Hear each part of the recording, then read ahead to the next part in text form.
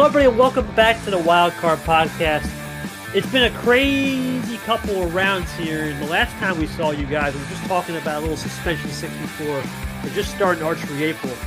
Well, we're not Automotive April. We're still continuing Archery April, but we just got done with our first two rounds.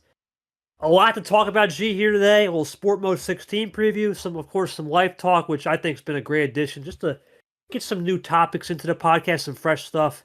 And a little bit of some fun stuff at the end with relegation, who's hot, who's not. A lot to talk about, a lot to go over, G. What's been your impression so far of a wild Archery April and a continuing Automotive April?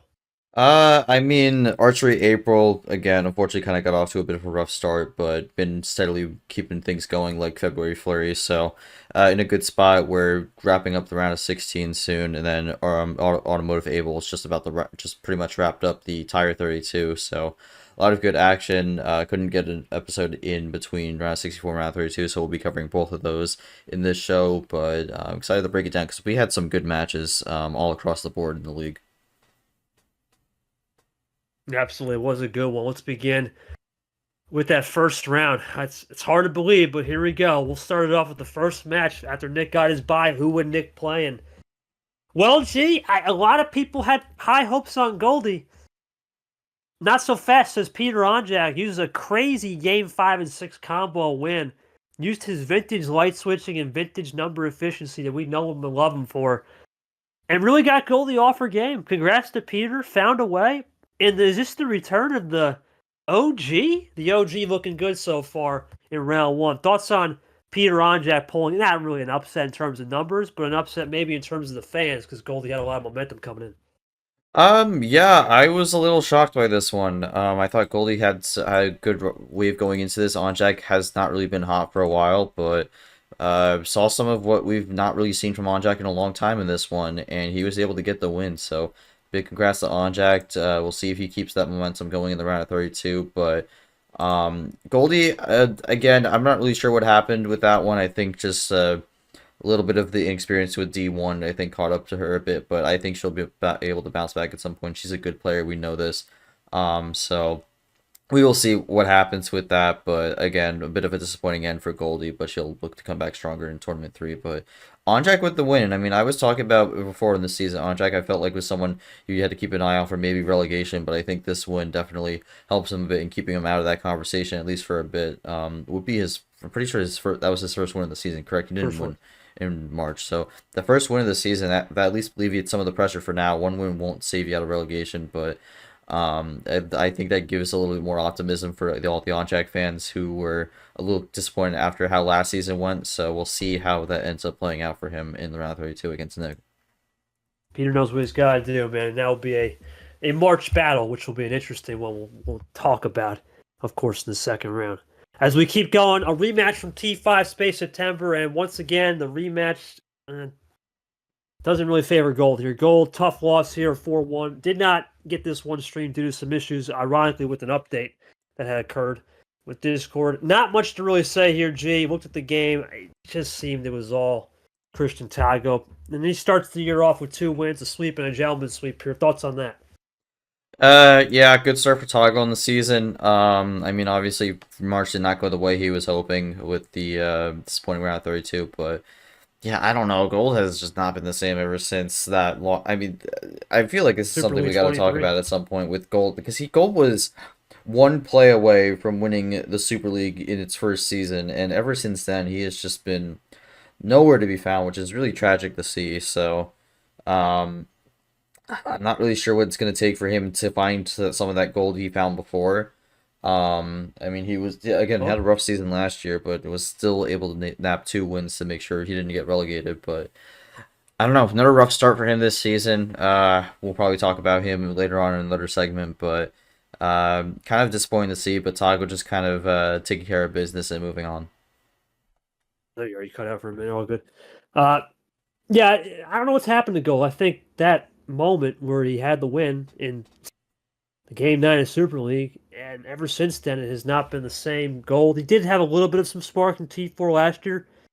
I know the old summertime gold theory, but the way things work this year with the calendar, T4 will be your summertime tournament. T3 will not. It'll be more of the late I guess middle spring, late spring tournament will start up late April. I guess early mid spring, and then into May. We'll see what he does in T4. I think if we're going to talk about gold, usually in the summertime, he's got to have something going in T3. Hard to believe he's even that low on the seed line to begin with, but that's how the cookie crumbles.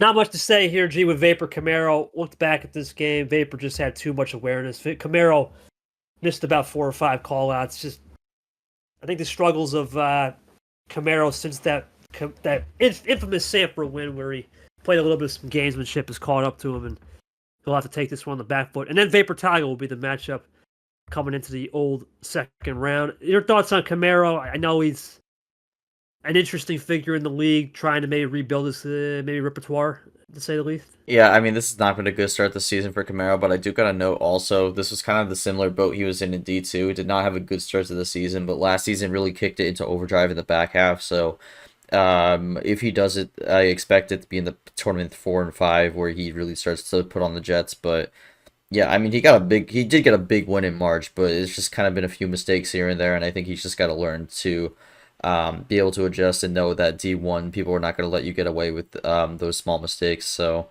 yeah, I think this is a good learning experience for Camaro. Vapor is one of those players who is very consistent when it comes to the first round. Going to be tough to beat in that opening round. So, I think Camaro can take this going forward to learn what he needs to do, be able to get the job done in a more consistent manner, I guess, because this was not really close from the start, and I did not really think Camaro was going to have much of a shot against Vapor in this. Now, Camaro learning experience, taking one on the chin. Vapor continues his good run, as it is the Sunset Tour for the Utah native. Next 2 games. Well, actually, I want to jump on this one because I predicted this game to perfection. I said exactly what was going to happen, and it did exactly happen. So again, sorry that's jumping in, but I'm going to take the lead on this. Myth walked in, did plan A, and ended the game in like 11 minutes or something like that and won 4-0. This was not even close. This was a massive card differential run, and this is just kind of the style Myth runs. ALP really couldn't do much, and unfortunately the Sharpies were once again not enough to help him get the win. So he's in a tough spot to start the season, but Myth again with a huge win with the plan A. This has just been something he's really been able to work through. And it's the style he's found. He found his style last season. It's really worked for him since. The style he had in 2023 didn't work, didn't find much success, but he's found this style, and he's been able to roll with it since, and has been somewhat of a contender in the recent seasons. But Myth gets the win 4-0. KT, thoughts on this game? Myth did what he had to do. He continues to win under 11 minutes. ALP played into that luck avenue of going 5 and 6, and you roll the dice sometimes when you play in fire. It doesn't work all the time. Ask Smith with Cat the second time. It didn't work for him. ALP tried. He rolled the dice, and he just came up empty. Not concerned with ALP, though. And there's a reason why I'll talk about this, because last year when he got to these lower seeds, he started to get better. So maybe if he just keeps going lower, everyone underestimates him. For Myth, though, this is just a classic Myth experience in this league now. He's been known for these trademark 15-minute below games in terms of series lengths. That continues, man. That's going to be something we'll talk about in terms of the timing, because we have a guy that's made 24 hours officially in the league, and this guy's not even close to. I guess there's 2 polar ends of the spectrum there we'll talk about in terms of the timing. Congrats to him moving forward. And the next game, I guess, similar storyline, just a lot of luck in Ghost's favor. Grim, I always say this with Grim, man. He's a content creator at heart for right or wrong reasons. Love the guy, but as I say, I don't see it this year. It's just more of a case of Ghost just ran a little bit of the luck element train, and I think he just had more advantages here. Kind of a similar story with Myth ALP, wouldn't you say? Very similar games, both sweeps too, ironically. G, thoughts on Ghost? MG, I don't got much to add on this one. This was kind of just a Ghost thrashing. Yeah, I mean we're trying something new with a metric for card card luck or card strength. We call it. Obviously the game has luck, but card strength's a more nicer word for it. But yeah, this was the worst one of the entire round. Ghost absolutely decimated him on that. In terms of the split, let me pull it up here because I do have it. This was a 0.4188 card strength metric in favor of Ghost, which is really large. The Oh yeah. largest, in terms of this season, the largest we have seen so far actually happened in D2, which was the first game of the season, which was a .6003 in favor of blank against Ryan C. That's the biggest we've ever seen with the metric we're using, but that this was really bad in terms of the card differential. So unfortunately, not really much that MGR was able to do in this one, but in the end, it's gonna end up being Ghost moving on. And again, he's another player who has this fast style, so he goes up against Oh Smith. yeah. That ended up being a pretty solid match, all things considered. But we'll get to that when we get there. But yeah, for Grim, it's kind of been tough for him. I'm not really sure what he does for this season because he's kind of always been in that lower tier, unfortunately. But he's been great off the table, but just on the table, just I don't know, something's missing. Yeah, it's just one of those things with Graham. Who knows where he'll bounce back from. Well, congratulations to Dark on 100 starts, but that's about all we're gonna say with him, man. Just he fought hard in round one again, as he always does. Just came up a little bit short. Logan got the win. Ironically, looking at this game, Dark should have took this to 7. Maybe made some minor mistakes. Not sure what's going on with Dark in terms of the strategy. I think he actually is playing a little quicker this year, which is surprising compared to where he was in the past. He is playing a little quicker, which is interesting. So he has speeded up the pace because the games have been close. He's lost 4-2 and 3. For Logan, though, I think he just controlled the pace, controlled the ammo well, really used his interesting way of just getting out of top deck cities a little bit, which has been a meta a little bit developing in the league with top decks and getting out of it. Found a way to win and bang, gets the 4-2.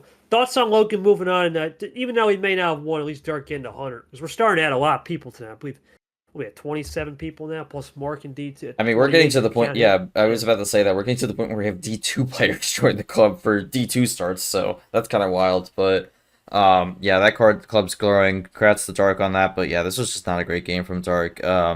Logan kind of had a game plan going into this. I don't know if he executed it to fully, but he was able to get the job done. Dark is just I don't know, something with the style doesn't work. I think he still needs some sort of change if he wants to have more significant success going forward. Because I haven't really seen much of it since the end of 2023. He has one regional final to his credit, 2023, but since then I think he's only at like what 2 wins.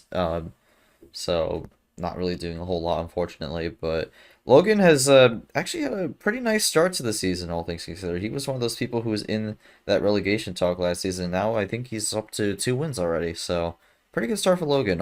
Pretty good start for Logan. We'll see who he plays in the round of 32, which will be in this next match. Which it was an interesting one, all things considered. Yeah, his next match, a lot of mistakes were made on both parties. Eric was playing okay, but then made a mistake on something. Lane, I don't know. Looking back, this game was very weird. Similar to the Dark game, just probably should have been a 7-game series, but somehow Lane just found a way with his usual vintage magic early power plays that he loves and knows for. But this game was too many mistakes on both ends. Lane gets the win. Hard to believe, man. He's at the top echelon, right? He's a top echelon player, top 5 player, at least in the first initial AP poll, which was crazy to say. Thoughts on Lane winning and what Eric has done? He's looked better than I'll tell you this, at least he's showing up to games. I'll give him that. Last year, that was a massive problem. I'll give him that. But thoughts on Lane just getting out here alive, really? Yeah, this was a weird game from Lane. Kind of weirdly similar to like I thought like 2023 Lane was coming back for a second, which is not what he wants, but all things considered, was able to get the job done. Monaco, despite being 0-2 right now, and again in this relegation talk, has had a much better start to the season than last season. All things considered, I think he's been doing a bit better. He's still looking for that first career win, but hasn't been doing a bad job. Hasn't been doing a bad job. Has had some mistakes here and there, but I could see him getting something if he clean it up. But yeah, better start to the season for Monaco, but still not very good. Lane moves on, and it's Logan Lane in this next one. And I mean, besides the on-jack upset, which is an 8-9, which is like whatever, this region was all chalk to start out in the round 64. Yeah, those 8-9s we always are tossing. Pretty calm Mustang region. The ponies aren't running so free there. Just they're in the old stable, tamed up for sure. We'll go to the Spider region. Not much to say here, G. Just unfortunate for H. Ashes. Couldn't get the game up. I mean, there's nothing really to say. Just happens. H's schedule's a little wild.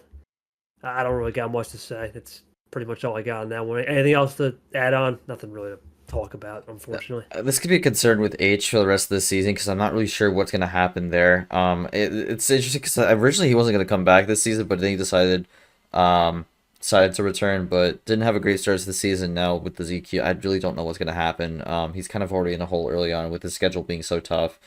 I'm not really sure what's going to happen, and if we do have if we already have one person who's just gone for the year after one tournament, that's Kev. Right. So if H does also, it's gonna be we're gonna have to look at what we need to do, uh, try to make sure we can have a full 64 field at some point because that's gonna be back to back seasons where we have people drop mid season, but we'll see. Ashley gets the DQ win, which obviously not what she was hoping for, but at least she moved on. It's an unfortunate situation there, but we'll move accordingly. We did have the March 64. That was nice to see. We did at least have everyone compete, which was good. But that's the only thing we've seen so far. This one was a crack show. Retro Seth, the first 4 games, it seemed Seth had control, and then Retro stole it back in game 5, up 3-2. But then Seth gets a game 6 win, pretty good when they're back and forth. Then game 7, down to 2-3 cards left for both players. It's wild red, wild green, wild red.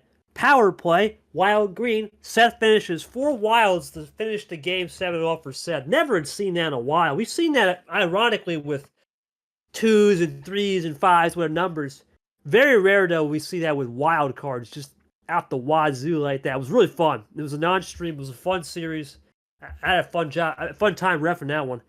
Thoughts on Seth getting the win? Much needed for him. Retro, there were some small composure things that I think that cost him a little bit in game 3 and 4, despite him splitting it. He could have easily had won that game 4, and who knows? We're talking 3-1, and then that game 6, he gets out of here 4-1. Is it just the things of Retro composure that needs to be worked on, or do you think Seth found a way and used everything he could? I think composure is Retro's biggest weakness, so I would agree with that. But I think Seth was able to just find a way to get to the end. Had some good switches throughout, which really kind of forced Retro into a bad spot. But yeah, Seth gets the win. A bit closer than he was hoping. I think for Retro, it's just kind of the mentality to make sure he can stay composed at these games. It's going to be the biggest thing for him going forward because we've seen that last season where that sometimes costs him. So cost him a bit here, but we'll see what he does in Tournament 3. But not the result he was hoping for, but ultimately, the lot you could take from this game going forward. Seth moving forward, moving on and upward. Of course, one of the OGs now turning into the broadcast role. He's done a great job with that as he continues to develop his notebook there. I think this has to be one of the biggest storylines to start the year, Jay. Jay Turner just, man, what a year he had last year. Everything he was finding, it was coming up aces and pocket aces. Let's call it that. This year has not been pocket aces. It's been 2-7 offsuit. Just not working right now. And a big win, but I think the bigger storyline is Jesse Turner, man. What is this? Because remember, Gold, same thing. Got in the Super League finale, 23, and nowhere since. Now Jay's starting to follow a similar pattern. Do you think this is a trend, or do you think it's a case of Jay needs a little more time developing into some of these new rules with broadcasting, etc.? What do you think? A little bit of both? I'm wondering if this is a trend also, because this is the second season in a row where we saw the Super League runner-up go 0-2 to start the season. So I'm wondering if there's going to be a curse with that going forward, which is actually really concerning if you get to that Super League Championship game. But yeah, I don't know. Something is not clicking right now for Turner, whether it's the cards or just the gameplay. I'm just not really sure what's going on. Maybe the mentality a little bit, but Ziemba with a big win here, 4-1. Moves on, gonna help him out in his season, but yeah, I don't know. I was a little surprised by this. I thought Turner was gonna be able to turn around here, but I guess not. Now he's right now he's straight up in the bottom 12, so it's still early, but that's gonna be a little concerning as this could be a very similar conversation that we had with had with Turner, similar to what we had with Gold last season. Going to be interesting. How does JT turn it around in T3? Going to be a make or break, start moving tournament for him. This one, I'm not going to harp on this one too much. I know Yoshi's had a lot of rough things go on lately. Radin showed up late to the game. We struck him out there. You don't answer the calls, understandable. But unfortunately, I think this is just a part of a learning curve for Yoshi. It's a tough loss, but I think he said it himself. It's a part of the learning curve. You got to move forward. For Radin, that's a big upset win because he proved everyone wrong. I thought for sure this one Yoshi win this thing, maybe 4-2. Not Radin pulling this off 4-1. Thoughts on Radin, despite the issues of getting there and staying resilient? How does Yoshi bounce back? Because this is another surprise. I know he has the win, but a little bit of a surprising start to the year for him.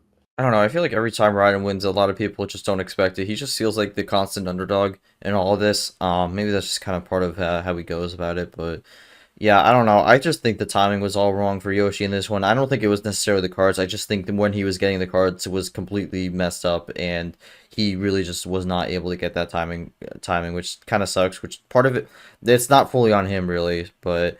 Raiden gets the big win, moves on. Yoshi is that's a tough one to swallow because started off with the win in March against myself, but then lost in round 32, and now lost the round here. Now you're 1-2 to start the season. So remember, he made the finale in T3, so that's really where he's going to be looking on to maybe get a good run to help him. But yeah, he missed Super League last season because of the inconsistency. He's really hoping he doesn't have to.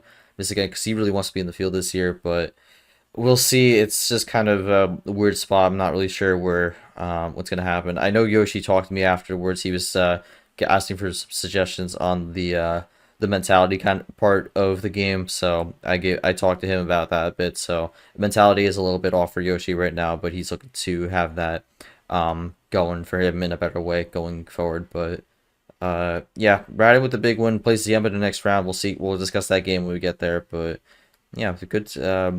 Let's say a good win for Raiden. But KT, we were talking about bad starts with JT. We have another one here that I don't think a lot of people saw coming in terms of the bad starts. But this could have also just been.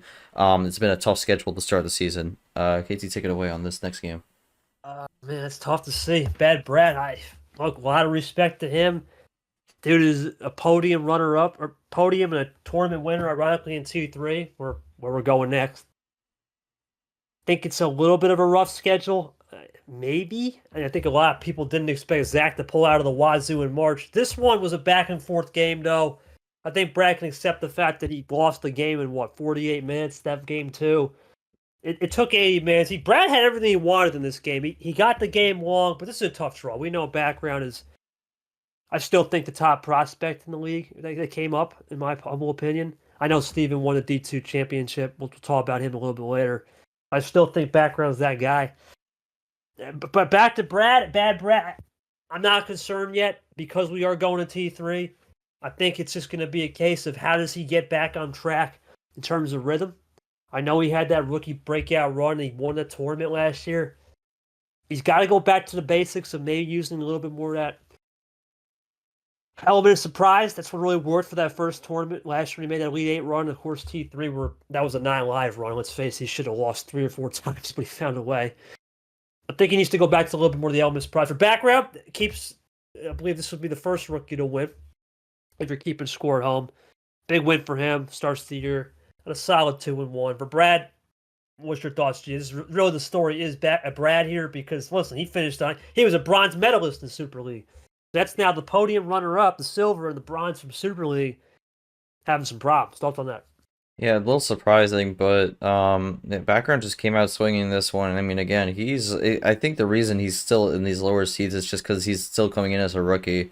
So I expect him to maybe actually have home field for game 1 going into tournament 3, but Brad it's just kind of tough for him because I think this was a tough draw, but I just don't know what happened in that Zach game. Something's not clicking to start the season, and Brad's going to need to find his rhythm soon. Because I know he doesn't want to be having those relegation talks in his head, because that's never really a good thing as someone who was dealing with those last season. So Brad's going to try to find a way to get things going in Tournament 3, and he's going to be hoping to get the ball rolling, because not a great start for him, but he's just got to find something that's the missing piece right now, and I really think it's going to be what that's the key for him to get back into the rhythm of things. We'll give Bad Brad one more chance in T3. Maybe we'll find out. That's going to be a prop bet for him to move forward. That's been his home. Let's see if he can make it his home again, 25. What can you say about Jay Caesar, man? Quad 3, Quad 4. Check gets it done again against them. Very close series, though, than people think on the scoreline. And played really well. It's actually looked very well this season. I know it's similar to Eric. Very well. Doing a great job, showing up the games, which is all I can ask for. I'm actually impressed with them in the sense of just playing a little bit better, but it's Jay Caesar round 1, man. The guy doesn't make mistakes, and he shows here why he's the man. Thoughts on Jay Caesar getting the win and moving on? Customary Jay Caesar round 1, you would say. Yeah, I mean, when you see Caesar going up against a Quad 3, Quad 4 opponent, you know it's going to be a big Caesar win, and we saw that right there. M really was not in this much. Didn't play terrible, but Caesar was just kind of the better player there. So Caesar moves on. Background Caesar, that's going to be an interesting match. I mean, Background is technically a Quad 3, Quad 4 right now, I think. So technically you favor Caesar, but maybe if Caesar gets the win, that could be something down the line that might turn into a higher quad. We'll see. We'll talk about that game when we get there. But yeah, I'll just preview that one at least at the start. That was a really good match that we saw. But in terms of the round 64, already in the relegation talks. I was unfortunately kind of expected going into this, but we'll see what she does in tournament 3 and beyond.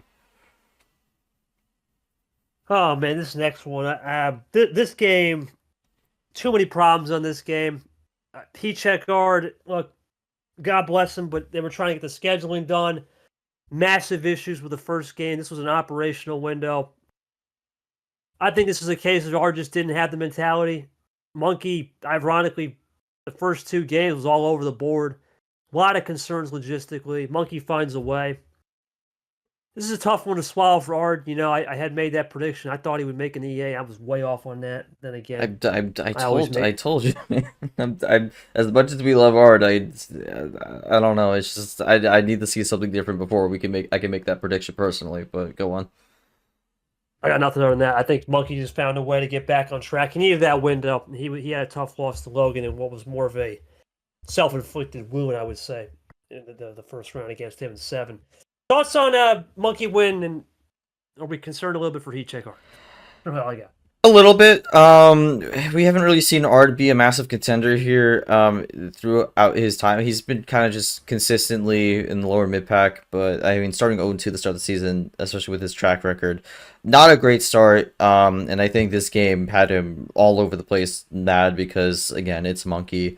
They got a little bit of a rivalry brewing there, but I think the biggest thing for Monkey is it really did come down to mentality, because Ard, we know mentality sometimes gets all over the place. I'll just say Monkey straight up just does not have a mentality, and that's possibly an advantage for him. Like, if he's losing, it's like, this is so much fun, boss, and if he's winning, it's like, this is so much fun, boss. Like, he kind of just has the same track record no matter what the situation is, which kind of helps him. So sometimes having a good mentality can help you, but sometimes having no mentality can also be an advantage as well. So I think Monkey was just able to kind of roll with it, had some fun, and yeah, Ard not a great start to the season, but Monkey moves on. It's going to be an interesting one, to say the least, G, for Monkey, how he moves forward, because he's going to get a rematch from T3 with Toaster Guy over Acosta. I'm going to be honest with you, this one was a weird match. This was the match where our ref lost power. We'll just go with that. And then I think someone subbed in. Very weird. Acosta even said, I think I talked to him after, he said, it was weird, man. I've never been in a situation where mid-game we lost the ref at post. And I think this was another case, just unfortunate timing with some things you can't control. Toasty Guy took advantage of mistakes. I'll say this much about Acosta. Sure, he's in the relegation talk, but once again, another long series draws out. Toaster Guy needed to get that win after a really rough Elite 8 in March to get the monkey off his back. No pun intended. Well, now he's gonna have the monkey on his back here in this next round. Yeah, the old rematch. But thoughts on Toaster Guy win? Acosta's still in relegation, but looking better than last year. He's done back-to-back 4-2s with myself and Toaster respectively to start the year. I think the biggest problem for Acosta is he has one career win, and he's been here since 2023. So that has me concerned with that. I don't think he played terrible, but it's like this problem is he's one of those long drawn styles, and we've seen that just tends to not have a lot of success in this league. So I think Acosta needs to start considering maybe a switch up in what he does for his game plan, because if it stays the way it is right now, I'm kind of concerned he's going to be in that relegation field. But I think he was one of the people who was in that talk at the start of the season, and so far he's not really done anything to escape them. So we'll see what he does tournament 3, but he's probably still going to be in these lower seeds. So he's going to have to find something different, because I think most of these higher seeds, the strategy of long draw is just not going to work. We'll see. Costa's got to figure something out in T3. Toaster guy moving on with a big win number 4 in the year. Well, I mean, this one, G, coming in, didn't have many expectations on this one. We talked about Ellison just at least coming back here. It was a closer game in terms of the first couple of games, but then Yepes just ran away with it. Classic 1/16, really. I think Yepes' resiliency, this would really set him up for the next round, which is more of a special round.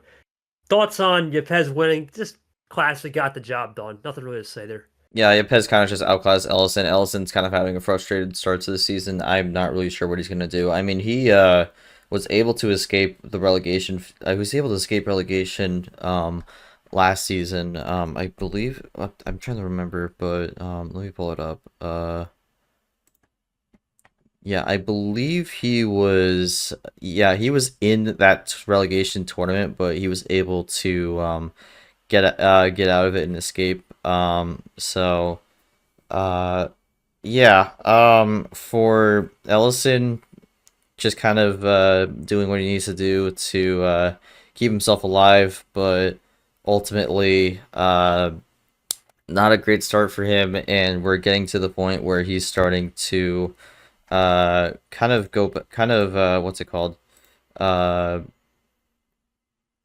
of be in this talk again. So we'll just see. We'll see how this plays out for him, but this is not really what he was hoping for. But yeah, at the end of the day, that's just gonna be what Ellison has to figure out to get out of it. But he does not want to go back into that relegation tournament, and right now he is not doing the best job of that. So yeah, I don't know, man. Ellison, one thing I'll add, sometimes I think it's more of a mentality thing. I'm trying to think, because looking at this game, he really did have some elements of brilliance, but then it just doesn't like draw city, and that's the thing he's got to work on, I think, moving forward, because you've got to be comfortable in that area. This next game, man, I was reffing this one. I think Drip, 3 out of his 4 wins, he got 3+4s on 5 or 6, 5, and 7 or whatever. Small card starts, right? Mm-hmm. And then the last game, GJ, look, probably the best Uno we've seen from him all since really 2025 T4. It's been or 2025 T3, excuse me. Been a minute. But then game 7, Drip does not have the hand. DJ's got a solid hand, and he just mistimes ammo, and Drip finds a way. It's just been an unfortunate series of events for DJ. He hasn't been off the schneid in a long time. The last time we saw DJ really get back into the groove, I have to think, is when he won that Masters class in the E8. This tournament a year ago. What's the concern with DJ? Drip gets the win, but what's the concern with DJ? Because it's just not has been the same DJ that we all know. I think he's getting a little bit better compared to some of the results like Hockey and Logan last year, where he was just getting outmatched. At least he's starting to pick up some things for sure. The vibes are not up right now. That's really all I can say. I mean, I still think that Super League run really has still affected him to this point. Because that was a complete disastrous campaign. But he needs to find He needs to find a win here soon, because he's another person who's in this relegation talk right away, and he's not won since like tournament 4. I don't even know when was the last time he won. I'm not even sure. I gotta go back to 24 base then, I think. I need to check the game record here. For 2024. That's usually what I do to just kind of make sure. I can quickly get it. Stuff, yeah. I have all this stuff open. He's got all the right tools, folks. You know how it goes. Yeah, I mean, he hasn't won since tournament 2 of last season. Oh man. So yeah, it's rough. We're heading on to over a year without a win. Oh no, he won. He won one game. He won one game. in the T3. He won one game. It was a DQ win. Oh, then yeah, then a real official win. Then yeah, wow, that's crazy. Yeah, so that's kind of Wow, wild. it's been a year. Curtis is gonna have a massive chip on his shoulder right now. He's gonna have to find a way to get rid of it because been a while since he's won and the vibes are down right now. So he needs to find something different here going forward. Because even if he's close at times, just can't find a way to get to the end. Drip with the win, but I've been very concerned with how Drip has played at the start of the season. This is, in my opinion, this is a bit of a downgrade from what we saw last season. And I'm wondering if the stuff going on with his life right now is kind of causing this. So yeah, I'm not really sure what's going on with Drip. I thought he could maybe be someone who's a contender going into the season for the playoffs, but so far I have not really liked what I've seen. And he still has 2 wins to his credit, but I don't know. He's not looked great in either of them. I don't know, man. Drip, he's got a lot going on in life, and I think maybe it becomes a little bit of a maybe not so much a distraction, just more takes your focus away. And we've always talked about you got to have the right circumstances to win this league, and unfortunately for good old Drip, it just hasn't been maybe to that elite level we talked about where he had said he wanted to be. We'll see how he does against Japan. It's not a well. It's been the theme really as we start to get more league history. Rematches are almost going to become normal at this rate. This was a shocker, G. I thought for sure coming in, Bowtie, congratulations, does get to the 100 star club, but man, I don't have much words on this one. No, 12-1 on +2s. It's just a rare case of just nothing going for Bowtie as well. Had a little bit of an illness too before this match. Lost the stream. Yeah, I think this was just the writing on the wall. Wasn't it for Bowtie's got to bounce back. Lero, big win. Thoughts on this match? Really, not much to say. I could even nominate for this worst match of the round. I'm gonna be honest. I called it in the last episode. I thought Lara was gonna win. I didn't think it was gonna be in this way though. But yeah, nothing really was going right for Bowtie here, whether it was cards or just outside circumstances. Nothing really went right. Lara was able to just capitalize on it and take the win. 4-0, first sweep in their career. Congratulations to Lara, big win. Gets a rebound after the loss in March, but yeah, not what Bowtie was looking for. Had a decent March, but this is not really the start he needs. So we'll see how he rebounds. But for Laura, we'll see how they keep going. Round 32, really didn't find a ton of success in this round last season, so we'll see if they can break through on that. But yeah, big one for Laura, all things considered. Well, crazily enough, we go from one of the worst matches of the round to one of the better ones. Clay Zach, I believe it was 1 of 2 matches with the AP Top 25 thing going on. I think it was 10 and 19. They were really up there. It really did feel as an AP showdown. Zach really played well here, and I know he's not getting the wins to show for it. He's looked very well compared to where he was last year. Clay, I'll be honest, he got away with one. He could have easily lost this one. Not the usual Clay we're used to, where he's been pretty good. Thoughts on Clay sneaking by and, Zach starting to, even though he lost, really starting to turn some heads that could be enough to maybe get him into a run. Who knows? Yeah, I think Clay, big win here. Zach was providing the momentum from last tournament, but able to at least find a way to get out of it, even if he wasn't at times looking the best. But found a way to win, and ultimately that's what's going to matter at the end of the day when it comes to making it further in this tournament. So, congrats to Clay on the win. Solid start to the season. Zach, still not in a bad spot. I mean, obviously wanted to get the win here to keep the momentum rolling, but I think he's still having one of the best starts to a season he's had in his career. So I'll be curious to see how Zach goes from here. But good stuff from Clay, and Zach put up a pretty good fight too. Yeah, big win there for Clay. Let's see what he does in the next round. Nam Jenna, this one was an early round game, and Nam, after going down 1-0, rattled off 4 straight and looked back to his usual form. Big win for Nam here. Gee, I don't really have much to say. Wasn't there for a look back at the stats. Nam got a little bit fortunate on some of the bounces, but after Jenna's game 1 performance where it looked pretty convincing, Nam turned the Jets and got the win. Needed to get back on track. He moves on. Thoughts on him moving on, Jenna? falling here short. Jenna did feel a bit flustered in this game. I know that's what she was talking about afterwards, but yeah, Nam just kind of able to roll with the cards, the momentum, and just got four straight and won this one. So we've seen Nam do this before. Sometimes it just kind of works in his favor. Sometimes it just kind of goes all over the place, but able to kind of stay cool and get this one done. Jenna, not what she was hoping for, but I have confidence she could bounce back. Especially after a solid March showing, but. Yeah, not really what she was wanting, but we'll see what ends up happening going forward. Knight Sting, very similar story other than power play. Sting used an interesting power play in game 6.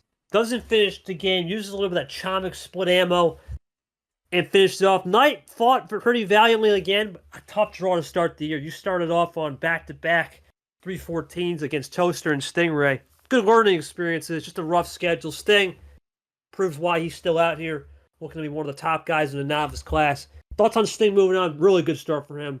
And how does Knight bounce back in T3? Yeah, Knight was pretty disappointed after the fact. Wasn't really happy with how he started his season. But I think he just needs a bit of time to get adjusted, and I think he'll be able to get rolling. Again, he made the D2 championship. We gotta remember also, he had to win the tournament forward to make the D2 championship. Last season, and he was able to do that, so he knows how to do the stuff when he's under pressure and needs to be in the clutch, but not the best start for him. I think the pressure will act on a bit, and I think this is where we'll really see what Nightwalker can do, but Stingray got a big win here. Definitely need that to keep his March momentum rolling, but we'll be curious to see how that round 32 match went. For Stingray Nam, they had a lot of talk about that going into it, so we'll be excited to break that one down, but yeah, for Nightwalker, not the result he was hoping for, but I think he'll find a way to bounce back. So yeah, Knight bounces back in T3 as he continues to build the learning experience. Notebook up. And I'll take a little back CUG. First-hand perspective, how was it the old rematch 2023 UREA? How do we do in round 2? What do we got? All you here. Oh, well, I mean, I did win 4-2, so able to get a win earlier in the season than last season, so that's good. But yeah, this is a great match. I think in the end I did get the slightly better cards, but had to pull a few moves to be able to get the win. For the most part, I went for an early power play in this one and was able to secure the tie 2-2 tie at that point, and then was able to roll it with the momentum from there.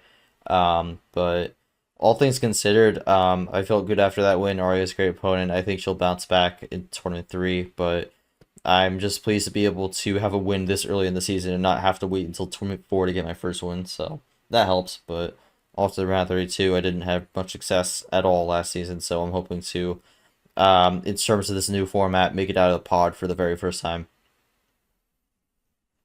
This is not a surprising result. This next one, as many people will think. Good insight, by the way, G. I think you guys having a little history as well plays into that as well, when you can get the styles down, someone you're familiar with. This one is not as surprising as it looks with Austin Riders being champ, because remember, if we look at our history, he did this back in 2023. Peter came off the March chip. Guess what he did? Right after, he beat Peter, right? And then he took care of you last year in T2, and he takes care of another big name in Chomik in T2. You talked about T2 Riders. I think it exists. The question really here is, how did Chomik lose this one? Well, a couple things. Rogers knew how to play the split ammo game. And this has been a small thing I've been talking about. Is split ammo starting to become too much in everyone's back pocket where it's not new anymore? Is that something you're starting to see, G, as a trend? This is the only question I have with that strike, because we know Chomik's a big user of it. He's number one. I know Allen is another one. That's their main style. But it hasn't worked as to many people would think so far, where they've been off to a hot record start. Thoughts on Chomik losing and Rogers becoming that T2 slayer? Yeah, T2 Rogers exists. I don't think there's any point to deny it anymore, but it's kind of gonna be interesting going forward, because I mean, all other tournaments he really doesn't do anything, so we'll see what he does at the round of 32 against myself. But yeah, I don't know. Chomik just kind of I guess bad draw, and also just not really into the game, I guess. Wasn't really getting a ton of the cards, but just couldn't really find much going his way. But in the end, Rogers with the big win here that'll help him in his season. But we'll see how he does. And yeah, I mean, again, you got to remember also, he's kind of just locks in for this tournament and then just dips the rest of the way. So if he doesn't make it far, I'm a little concerned that relegation talks are still going to be in his ear, especially since he was somewhat close to it in the last season. So, but big win for Rogers. He needed that after a disappointing March tournament.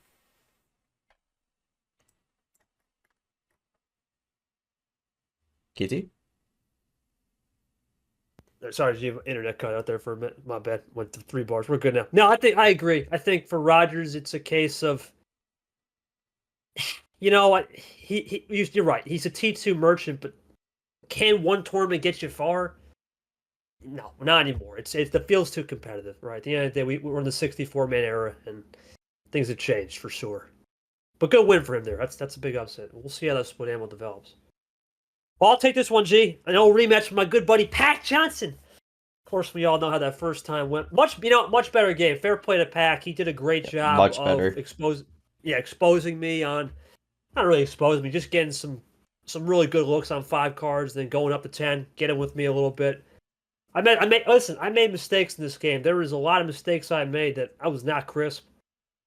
Part of it, I think, was a case of a little bit of preparing, right? I already know Pac's style, so I was preparing some moves, thinking ahead. Not going to lie. It worked, but he did a good job. He got 2. Unfortunately, this game was already, I'm pretty sure this one was already blacklisted, so that's probably the last time we're playing for a very long time. What's his finale? But it's good to play my old buddy. I don't got much to say here, G. Just the classic, another KT round 1 win. I've done it, I think, 10 times in my career. Anything else to add? I don't really got much. Yeah, I mean, KT just kind of rolled through with this one. Pac is not really looking good right now in the season. Not a bad showing, all things considered. He'll move up a bit in the seeding, but yeah, I don't know. Mac is not really looking good right now when it comes to the overall picture because he's still in that bottom 12 right now. But we saw him break out last season, towards the end of last season, getting those wins, but ultimately still ended with only 2 wins on the season, I think. So, yeah, not looking great. We'll see what he does going forward, but he's kind of always been one of those players who's kind of been always fighting from below, so gonna have to find a way to reach the surface. He'll see if it reaches the surface coming soon. And then we'll start it off here with another guy, unfortunately, just had nothing going for him as a Super League player from last year, Brock 0-2. I'm going to give this one to you, G. I mean, we both know William Brock. I know you made that really good prediction T5. He would make a massively good run in T5. And it worked. Ever since then, ever since he won that Ghost game in Super League where he lost to Ghost and beat Nam in that Week 5 where it just came up short, hasn't been himself. The fade is not working. It's starting to get a little bit more. Everyone can use that style, and Abian did a great job using him against them. What's the concern with Brock here? This is a little different than compared to last. I know he's a slow burner, but this is unusually slow. Or at least last year he started 1-2, I believe, or 2-2, to say the least. Yeah, it's just kind of weird. This might be how Brock goes about the season. Just kind of a slow burn. Doesn't have a hot start, but it just gets hot towards the end. But Abian just kind of had his number, was able to kind of take control of the game early on, and then just ran with it. That's going to be good for Abian going into the round 32, as he looks to have a good start to the season overall. But we'll see how things go from there. And we'll see how it is. Abian moving forward. Brock will take a backseat entering T3 late April. Not much to say in the Battle of Texas here. We talked about the resurgence of Brian after really a great performance against Ypes, taking him 7. Old Brian's back, just not even close. He wasn't even in the ballpark. I know he got one good hand win, and that was it. Carson just dominated here. Thoughts on Carson winning, and once again continuing his usual Carson ways. Quiet start to the year, slowly but surely building up momentum. Yeah, that's kind of how Carson goes. Brian, I lost so much money because I thought he was going to be bring a new version of himself, but no, it was a facade all this time. That's truly tragic. But Carson gets the win, keeps up the sort of consistency, but we'll see how he does in the round 32 because usually this is a round that kind of causes him a few problems. But it will be interesting to see how this one played out. But who his opponent will end up being, it was an interesting one, and I do have a lot to say about this next game, but I'll let you take the floor on this one to start. This was a weird game, man. Andy Lamas, it was a game of patience versus ammo control. And then it was a game of aggression versus patience. Then it was a game of all in, all in. Cody had the 3-2, used the power play. Then game 6, he had the winner. Then, ironically, didn't have the winner, got defensive power play. And then we went to a game 7, and Andy just found a way to get the job done, just playing the patience game. Thought this was a good series. It was an interesting series. I think in a sense, though, Andy, really used a new style that a lot of people don't really look at a lot, is just taking those controlled draws and putting them into a really good box where the opponent has to try to figure out that box and play with the throttle a little bit, if we're keeping it in automotive terms. I think he did great. And I said this about not just him, but there's a lot of players now that are starting to develop that. Let's play that patient game, right? If you don't got it those first couple turns, let the other player use some of those ammo returns and get it going. He did a great job. Fantastic win for him. For Cody, look, man, at the end of the day, he'll take the loss. I think the only thing that's going to save him, in a sense, is he still has some sort of momentum, is off the table. That's about it. Things are going pretty well for him off the table. Got the old cup, the old practice cup. But that's all I can really say. We'll see what he does in T3 at Salamis. I don't have much to say on that. It's one of those cases where we'll see how he shows up and delivers. If he does, and I know everyone said T2 Merchant. Andy, I'm impressed, man. He started the year, what was it, 0-2 last year, or 0, something like that, or 1-2? I think 1-2, He's got now 3 wins on the year. Got to give him credit, and he'll move forward. What's your thoughts on this one, G? I mean, this has been a good start to the season for Andy, but I think for Lamas, the big problem, I talked about this in the last episode, if a mentality goes south, that could be a huge problem for Lamas. I think the moment that the defensive power play happened, the mentality died for Lamas, and I think that's ultimately what kind of cost him in a way. But I'm just gonna say this: I'm getting concerned, because if there's not a mentality shift for Lamas going forward, I think there really is gonna concern he's gonna be in that bottom 12, because when he's mentally out of it, he's just out of the game, and I think he was completely out of the game after that defensive power play happened. So I think there needs to be a shift somewhere, otherwise there could be some trouble. I know you have the confidence that he'll find a way, KT, but I think the gameplay at times is there, but this didn't really come down to like cards or whatnot, because technically, based off the card metric, Llamas had a slightly stronger hand overall, but I think in general Llamas just needs to figure something out in terms of how he approaches these games, if he wants to be able to find not even just Super League stuff, just make sure he's not in that bottom 12 at the end of the season. But yeah, that was my biggest takeaway from this. I'm just gonna have to be curious to see how Llamas takes tournament 3 and beyond, because if it's the same as we saw here, I would start putting on the sirens.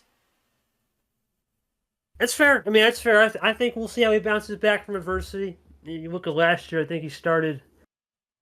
No, he didn't. He started pretty well because T2, but then he started to fall off. Then he got back in T5. We'll see. We'll see how Cody bounces back. For Andy, though, good stuff moving forward. Of course, he had the name change from Zay. The old change has been working well. I'm glad Sanford won this game, G. I would have felt bad if he lost this one. Hockey, just, I understand he had, everything happens. He showed up late because of family, but man, he had the first 2 games and then just went back to not composed hockey. And Sanford, he's been here 200 starts plus. That's just not going to work anymore. I think the thing with him, when he's on it, the first 2 games, from what I saw, locked in, ready to roll, no games, was great. And then he got to a comfortable spot where he thought he was up, and then he went back to his usual antics. And I don't know, man. I think hockey's I still have faith he's a good player, man. I really do.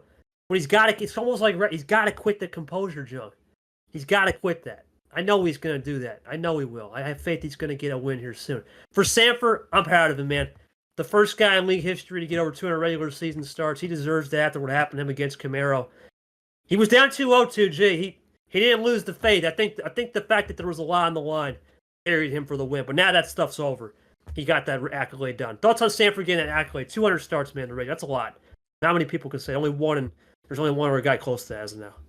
Yeah, Sanford does have a lot of starts in general, so It's a big achievement for him. Shows the longevity he's had. Wasn't even one of the first 20. He was joined in like tournament two. Tournament two. But yeah, in tournament two, 2023. But I think overall, really long career. Relatively successful career.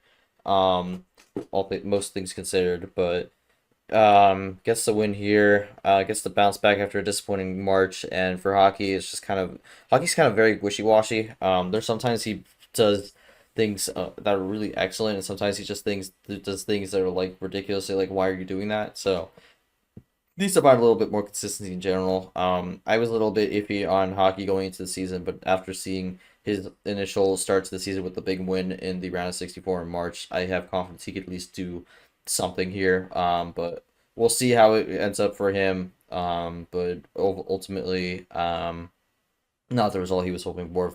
But Sanford gets the first win of the season and moves on. I don't even know what to say about this next one, G. This one was a crack show. I don't really know. There was too many delays and stoppages. Wasn't here for this one. Even trying to analyze this one back, I still don't know what to say. Tapir just, I guess, had Steven's number because they played in the past. I know a lot of people had said Steven's going to have a big year because he won a D2 championship, but I'm not seeing anything right now, G, other than that he's not having it right now. I don't know. I'm not saying to say I don't believe in concern because it's still early in the year, but in terms of composure, it's got to be similar to retro and hot. You got to improve it. These guys just don't care about playing games up here. We've said that before. Everyone up here doesn't care about that, and for the most part, everyone's locked in. Any micro mistake, it's over. Thoughts on Steven? How he's going to bounce back? It's a pure big win to get back on the schneid after a tough T1. Yeah, I don't know. Unfortunately, at the moment I saw this matchup on the bracket, I knew Tapir was going to win. Stevens just cannot beat Tapir, all things considered. Just kind of like a mental block there. Tapir got the win, 3-0 in his career against Steven. But this is just not a good start for Steven. It's probably one of the worst starts for the D2 promotions out of all of them. And he was the one who won the D2 championship last season. Yes. So something's not clicking right now for Steven. He needs to find a second gear real quick. Because I would hate to see him get relegated right back down to D2, especially after winning the D2 championship. But yeah, just gotta find something. Gotta find a little bit more of a locked in mentality because he's kind of all over the place right now. Tapir gets the win, moves on. We've seen a lot of Tapir from this, and Tapir Sanford in the next round. That's that on paper looks to be a good match, but we'll cover that when we get back to it. But yeah.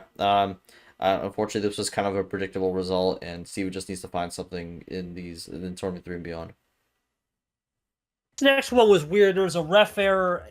Leah wasn't supposed to get. I guess a game 6 start was off. I don't know, man. This one similar, I guess, to the one game where we had some ref errors with Acosta and Echek guard. Hard to really comment on this one.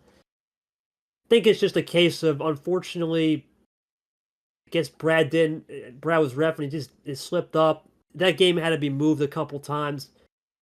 I think this was the better player composed one here. I think Leah was just more composed than Matt Allen. He's got a lot going on in life. I think this is a drip situation. There's just too much going on for him right now. I don't know. I'm not sure where his head's at right now, unfortunately. Is that how you saw it too? I think this. I don't think he's a bad player. But I think it's a similar case to Drip, where there's a lot going on. He's got to resolve this stuff off the table before he can get back on the table full gears. Thoughts on that? Leah's rolling with the momentum right now, so I feel like that was a big part of this result as well. But Allen, unfortunately, again, is having another start to the season where he did get a win in March, though, so it started a little better. But again, it's all over the place right now. It's hard to for him to lock in, so kind of makes it tough. Leah is locked in right now. He's already up to 3 wins this season when she had none last year, so. Really good start for Leah, but we'll see how it goes in round 32 as she goes up against the last match of here for round 64, which this was the ultimate shocker. G, this has to be. Everyone says Rogers, yeah, but we know we have past history. There's no past history on this one. Gon came in here as the significant UL, but that's besides the point. Yeah, but that's besides the point. This is a different league. I'm surprised. I was genuinely floored, but I think looking back at this game, Cap played as usual. He said he was going to go 5-8, 5-9. some of the luck wasn't working in his favor. We know it's a risky style. We've said it before. It's risky, and the T2 champion from last year has bounced that early. Thoughts on this one, man? Gon showing up as the only other rookie to make it out of this round, too, crazily enough. I did not think this Gon was going to appear until later in the season. I was wrong. Gon is here, and he is ready to play. This is what we saw from him in Tournament 2 of D2 last season, where he just came in, stormed the bracket, and made it all the way to the Final Four. So I'm curious to see how he's going to go up against Leah in the round of 32. We'll cover that in a few minutes, but yeah, big win for Gon. I think out of the potential draws he could have got, this was actually a better draw for him. He kind of knows how to deal with this type of style and was able to get a bit favorable and just roll with it from there. So a big win for Gon, gets his first career G1 win.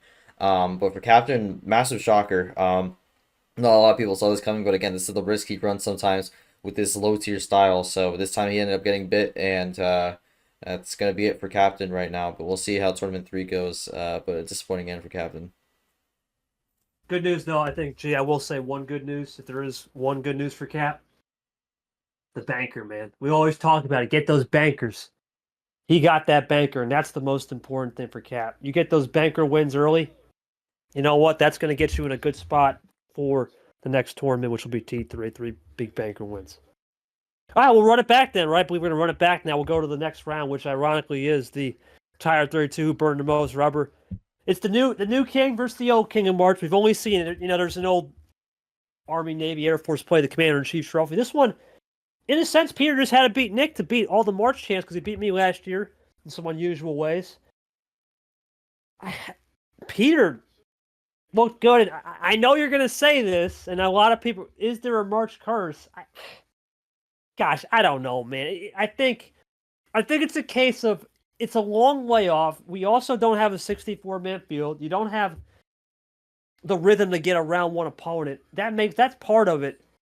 But I think the problem is these guys have played a lot of times in these practice cups, and I think both knew what was coming in. And in the case, Peter was just a hungrier player and got the win over Nick.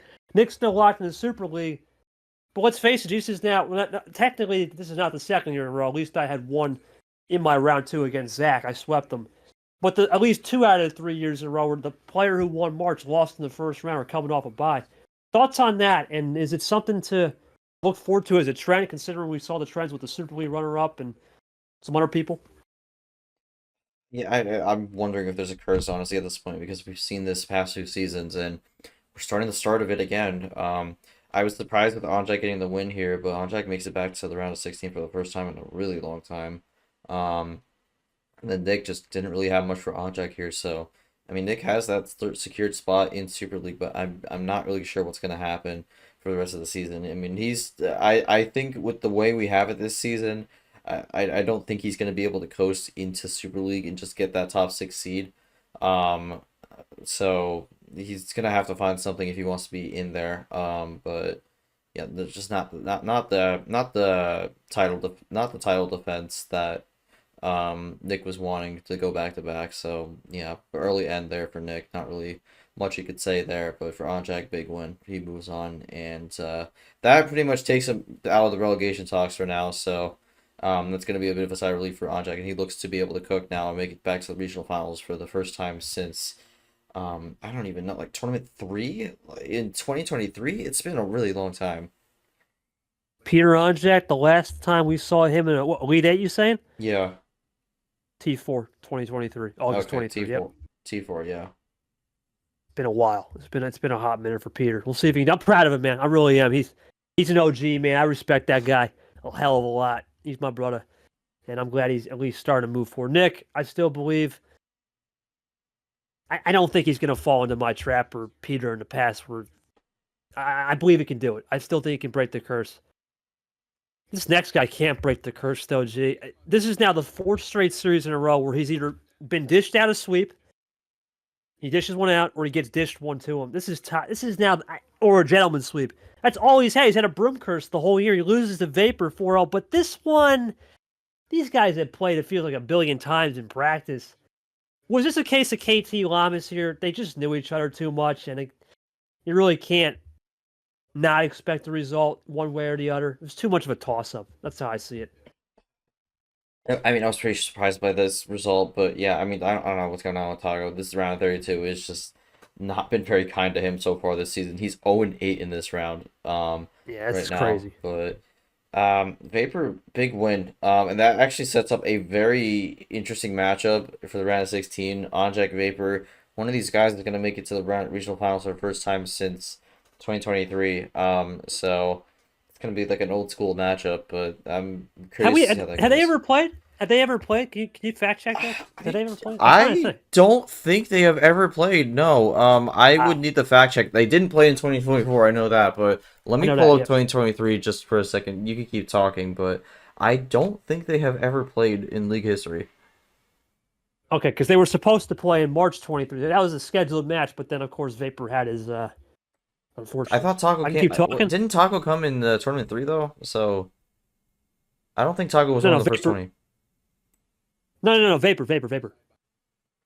Oh, Vapor. Vapor. I mean, Vapor and who? Vapor was technically he was one of the first 20, but he never got a chance to play. We just put him in the first 20. You know what I'm saying?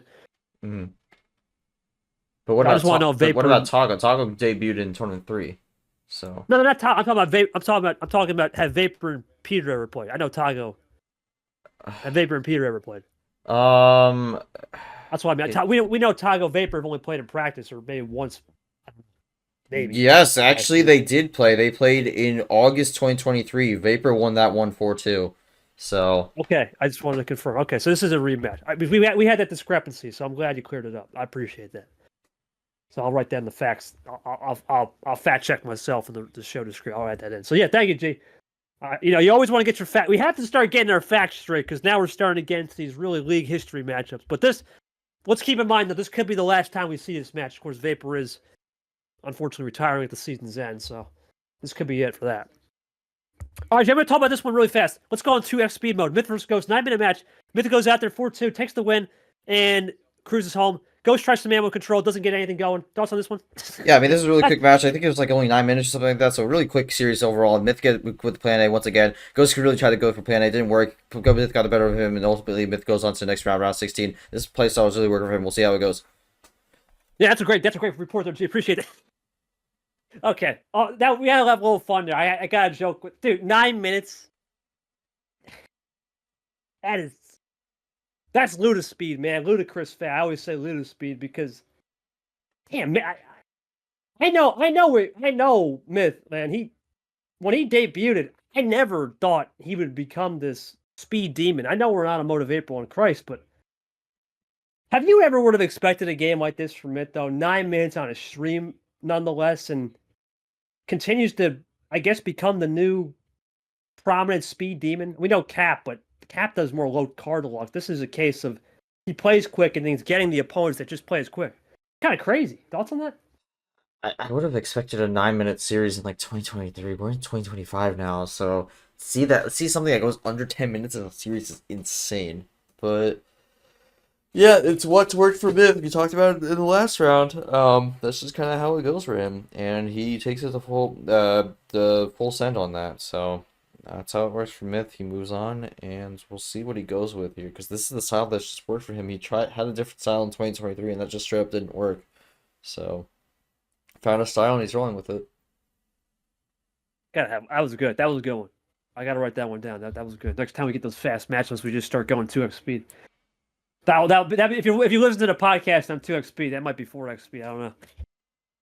Anyway, Yeah, our voices are that's gonna a be like fun super one. high pitched, like for someone who's like speeding at like times two, like something like that. Yeah, that was fun. That was good. That was good. I like that. I like that interval there. Next one, I want to wholeheartedly apologize to Lane Sanders on this one.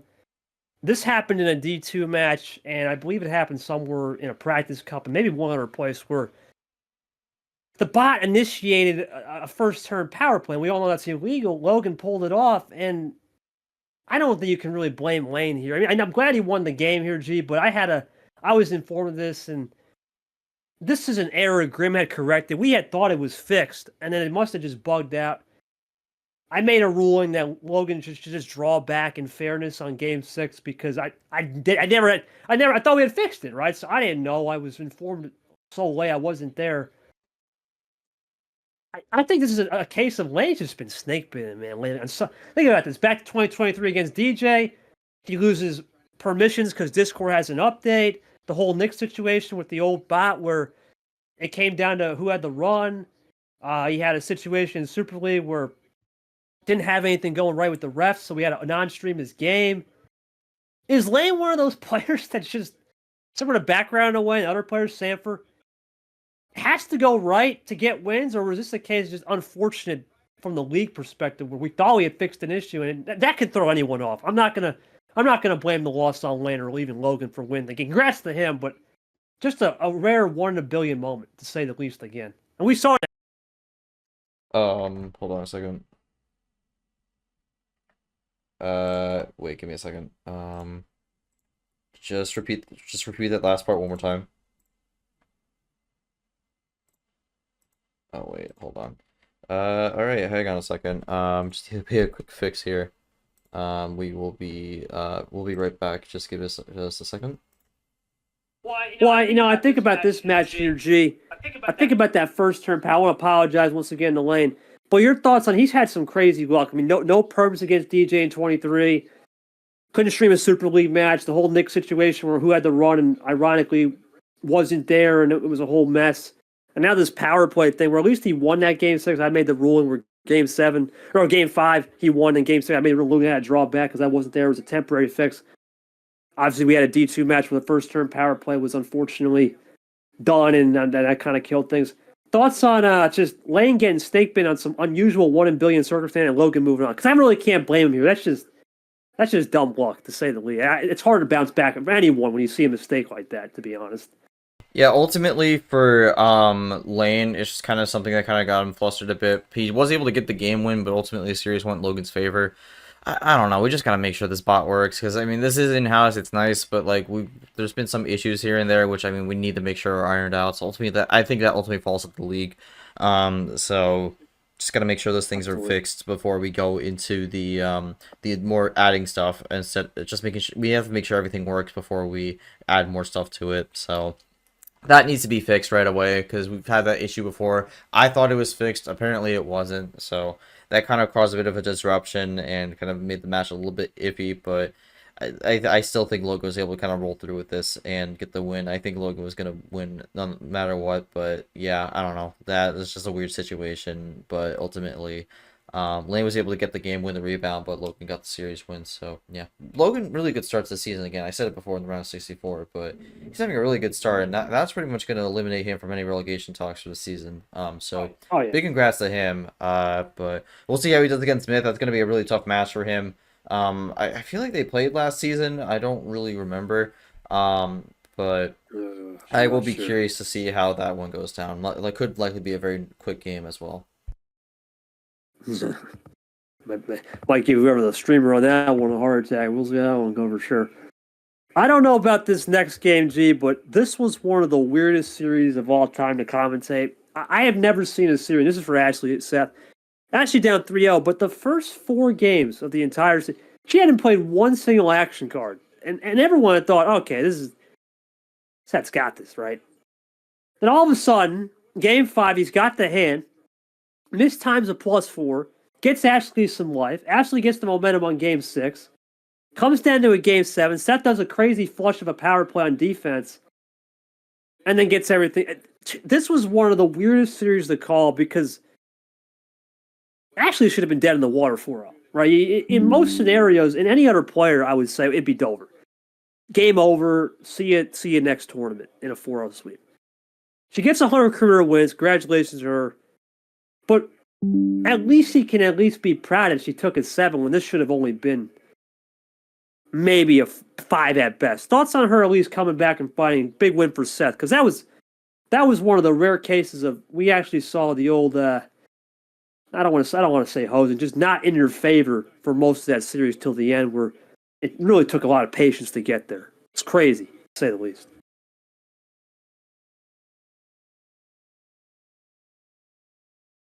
Gee?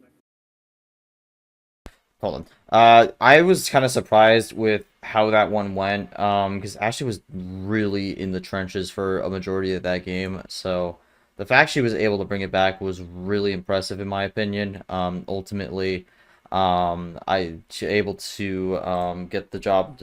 Ultimately, Seth was able to get the job done in the end. But yeah, it was really close at times. So I'm not really sure what would have happened if Seth was not able to win that. But in the end, Seth was able to close it out. Ashley nearly with a massive comeback, but again, Ashley unfortunately loses in the round of 32 and will not make it back to the finale, both for last tournament as well as tournament 2 from last season. So disappointing end for Ashley. That kind of I think that kind of makes that finale sting a little bit more for her, but we've seen what she's done before. I think she'll bounce back, but that was a tough pill to swallow for Ashley, especially with how those first 3 games went. I don't know. At least that's what she did. You build up a nice notebook to start the year. We'll see how she bounces back. Still one of the best. For Seth, big window. I think he's starting to really settle in here in the league. I think that's what you want to see for sure in terms of commentary and playing. We'll see how he does in this next match. This one, I'm just going to briefly talk about this one, G. This was a sleeper of a match. That just dominated. I think Radden, I think some of that bad karma caught up to him. Wasn't composed. He was doing some finicky things with trying with the power play. I got nothing but whatever moment there on that one. Congrats to Ed. What do you got? This was not a good match in a round. I'm going to be honest. This was not it. Ziema just kind of ran away with it. That's all it is. Rodden really didn't have much for this one. But Ziema, big win. Moves on to round 16. I don't really have much to say on this one. Yeah. Yeah, I don't got much here. There was nothing. Now, this next game, though, this was a barn burn. This was probably the game of the round, I would say. I think this one or the other game I'll talk about in a second. Back and forth, no idea, seesaw battle, pure skill, came down to the wire, background with the power play, Caesar with the power play to win a game, and ultimately Caesar in Game 7 finds a way. I know right now on the scoreboard it says quad 3, quad 4 win for Caesar. I think it's quad 3 for background. This might be his first shot at maybe a quad 2 at the later, if background can do the business to the end of the year like we always know he can. Thoughts on Caesar pulling through, man? This was a hell of a game. I was calling this. This was great. This is everything you wanted in the series. I'm not going to lie. This was perfect. It's funny because something went wrong in Game 4 also, so background's bad luck continues in a way, but this was a great series besides that. I was really engaged looking back on it, but Caesar able to pull out the win in this one. And like I said it before in the round of 64, well, that's technically a quad 3, quad 4 win right now. That could level up later in the season. So maybe indirectly could get a quad 1 win. Who knows? But now Caesar moves on, keeps his run going. I know he was feeling pretty good after that one, especially with, in a way, feeling confident about his run to potentially make the Final Four for the first time. But he has an interesting match coming up next. We'll probably cover that in a second, but we're gonna have to go over this game first, which was a bit of a doozy. But this one, I don't even know what to say. It was a rematch of T3 last year. Monkey Toasty really had everything going for him in the first couple games. I thought for sure that's it. He's got it, right? He's up here looking pretty clean. Little did I know where I was wrong, G. Monkey showed up to the plate, and I think Toasty, once again, is getting burnt on these singular plays, and he's not finishing these long chains, and it's costing him, I guess, just a little bit of that extra tenth you need. Thoughts on Monkey win, but it almost feels like Toaster Guy lost this game more than Monkey won it because he's making these costly mistakes like we saw in March. yeah, this is not what Toaster Guy needs. I mean, we saw a little bit of this at the start of the season for him because he started the season 0-2. You got to remember that last season. But yeah, I don't really know what happened in this one. Monkey just kind of played his game, and Toaster Guy was just making mistakes left, right, and center. So, really weird one. Monkey just took advantage. Now he moves on, and now we have a very infamous matchup in the round of 16. Caesar Monkey. Oh man. Lives are going to be lost. War is going to break out.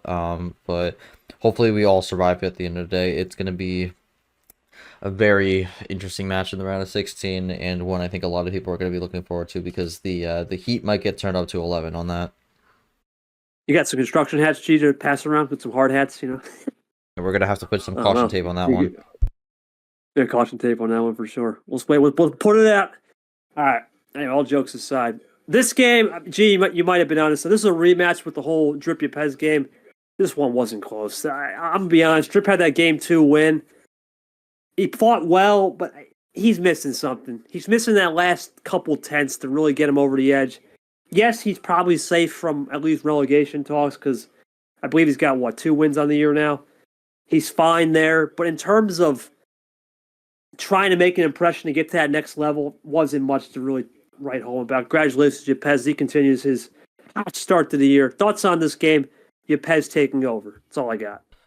Yeah, I mean, Yepez ultimately got the number on Drip. I don't know what's going on with Drip. It's just not the same as last season. Yepez just kind of keeping the ball rolling. Really good start to the year. Keeps his tournament going. And then for Drip, he's just got to find something different.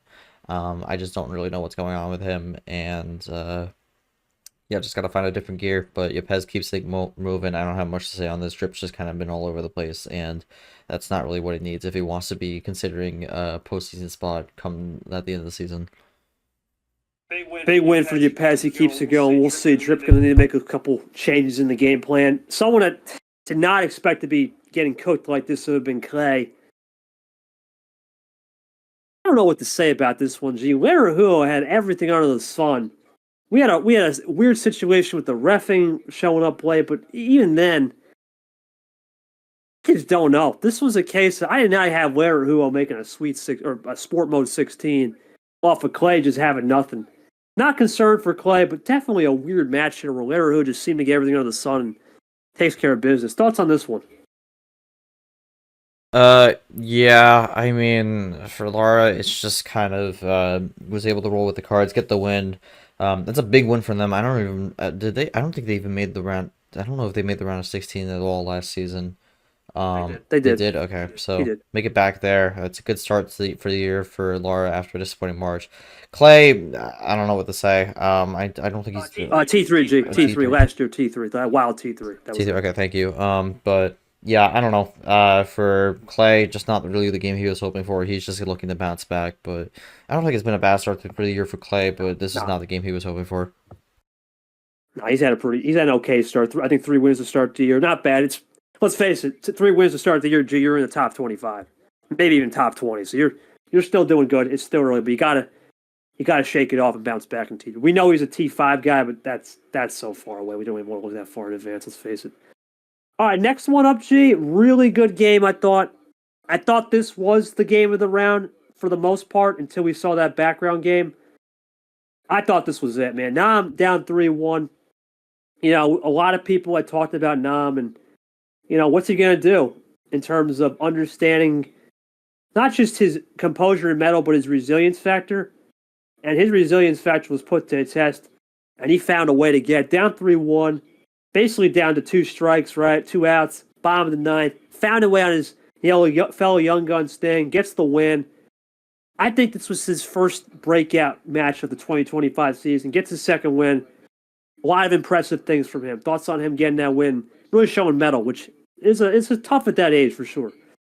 Yeah, I mean, show the resilience. I think Stingray was kind of playing with his food a little bit, and I actually think that cost him because he was talking a lot about the power play and whatnot. And we ended up seeing a bit of a weird issue with that, but Nam was able to close the series out with power play. Yeah, I don't know. I think Stingray had to control this game and he let it go, and I think that's ultimately what cost him. Nam was able to stay resilient, keep his foot on the gas, and get the win here. Now he moves on to the round of 16. Good recovery after what was a relatively disappointing showing in March.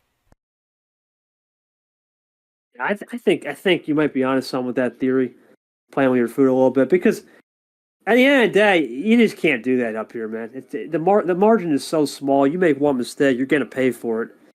And I think it's a great segue because speaking of mistakes, back to you, G. First time in a long time you're back in the S16, but this was this should have went 7. Talk to me about how it didn't go 7. This was a weird one. Not a lot at the end. Well, again, I used power play early in this one. This was mostly Plan A of mostly Plan A series, which is weird. You don't really see that usually in my games, but I won game one. Rogers won probably the only non-plan A besides game six, game two, which was more like a plan B, and then Rogers Right. won another. Rogers won another one, and then I tied things up at 2-2 again. No wait, no I didn't.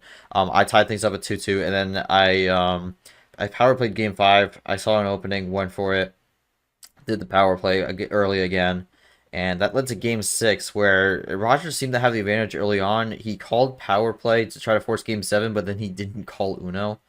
Um, and yeah, I mean, KT, if you want to just kind of discuss that a bit, I think that's the main That thing. was But that was weird. You know what? In a way, though, he was right. He was not wrong in his assessment where he didn't know the rule because guess what? He did the same thing against Chomik. The problem is Chomik just kind of gave up, right? In that sense, I think it was a case of just recency bias where he thought, oh, okay, Chomik didn't do it. It's not a listen. It's not a bad assumption when someone doesn't do it to assume, hey, it's not going to happen to me.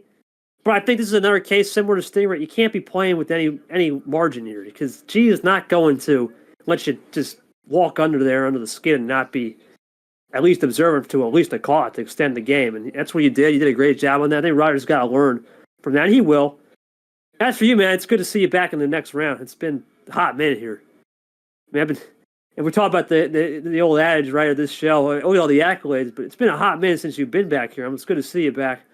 We'll see how it goes, though. It's you and Nam. I think you had joked this is going to be your favorite match in the round. I don't know. At the end of the day, I think it's going to be a good one. I think you guys will play fast, but also controlled and composed. I think that's really what Nam does. A lot of people say he's not composed. No, he is. Trust me. But he plays a unusual style where if you can figure it out, you can figure it out and it works. But if it doesn't, then you're going to have to be in the drawing board. I think it'll be a good match between you two. For Rodgers, like I said, he'll have to bounce back come T3. Well, I guess we'll save my let's save stuff that for one. last. Let's save yours for last. Yeah. We'll save my. So we'll start it off with, I guess, the bottom. We'll go bottom to top. Gone the lead. Okay, so this one, I'm actually gonna. I know. I've been the hardest guy, on these so-called D2 promoters. I don't see them anymore as D2. To me, now they're just one of us, right? I see them as one. They're always gonna have that D2 lineage for sure. But Gon ain't no D2 promoter anymore, man. He's a real G now. I'm starting to put him as the category of one of those guys that I'm proud of him for winning this game. Couple reasons. One, he just got the rookie class, which that's the second tournament in a row where the rookie class has been decided this round. But I believe he's the first rookie, at least, of this year to make a Sweet 16 or S16. He controlled this game from the get-go. Really did. Loved his style. And if he can just keep that, I think, in real life in check and the composure in check and not have any unfortunate things happen off the table, I think he can go far in this league. Is that a fair assessment, giving some praise to the guy that deserves it at a 15 line, for sure? Yeah, I thought Gon played really well in this one. I thought this was the one he really came out and showed what he was able to be capable of. And I was relatively impressed with what he was able to do. So, I'm getting a message here. But overall, I was pretty pleased with the result on Gon's part, and I think moving forward, we'll see what he does in the rest of the bracket. But yeah, pretty pleased with how Gon did in this one. This is kind of what was expecting at some point in the season, and I think this is the Gon we're going to get moving forward. All right. I hope he can make. All right, G, appreciate that assessment right there. Gon moving on. We'll see what he can do against this opponent. And oh man, this is now the second time of a known case of Charles Sanford playing a trilogy and losing out on everything. I know he won that one game against JT, but he's 1-3 lifetime there, and now he's 0-3 against Tapir. What the hell happened here? I was not here. It was an after dark game. And even looking back, other than game two, he just got torched. I don't know if there's anything else to say. This is unfortunately, this is my worst game of the round. There's nothing to say. I feel sorry for him. Tapir gets the win.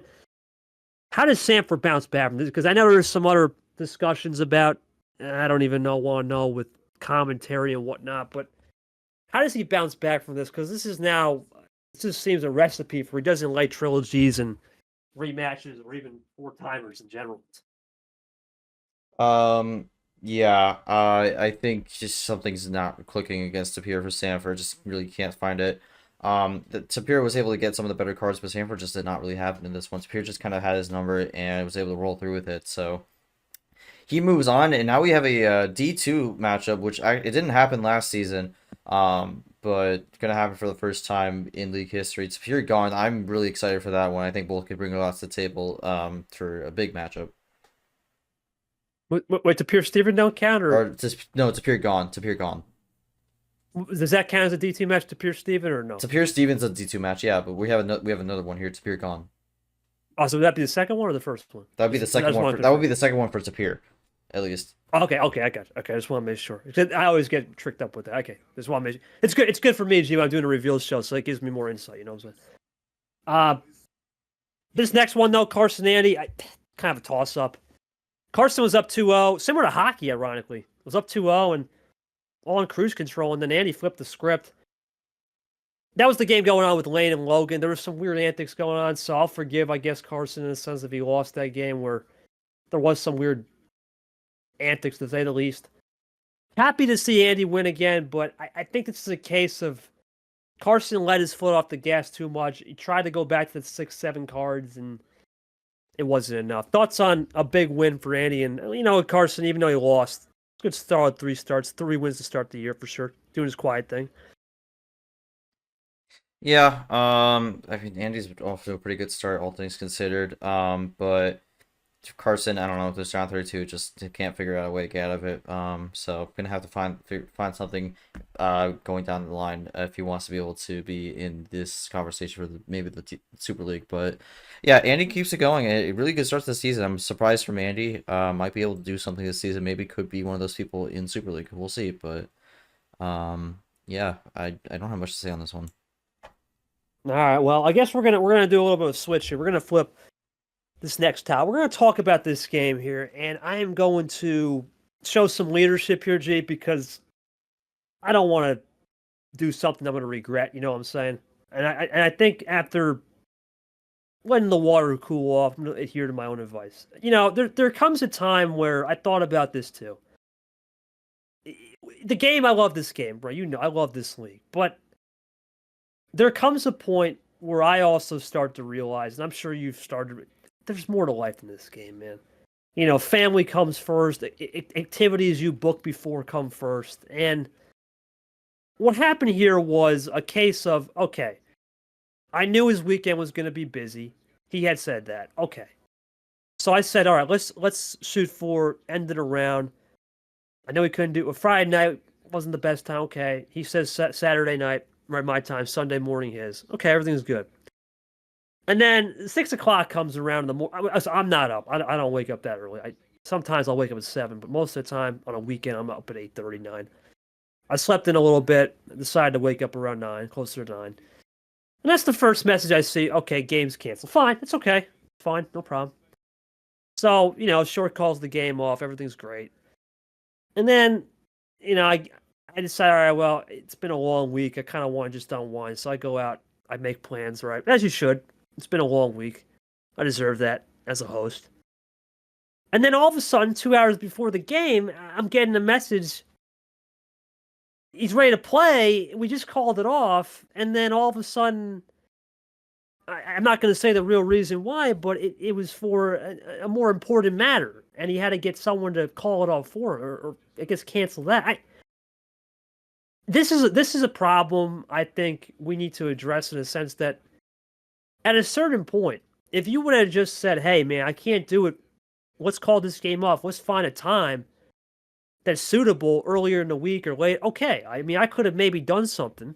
I know we have a 13-hour time difference or whatever. Understandable.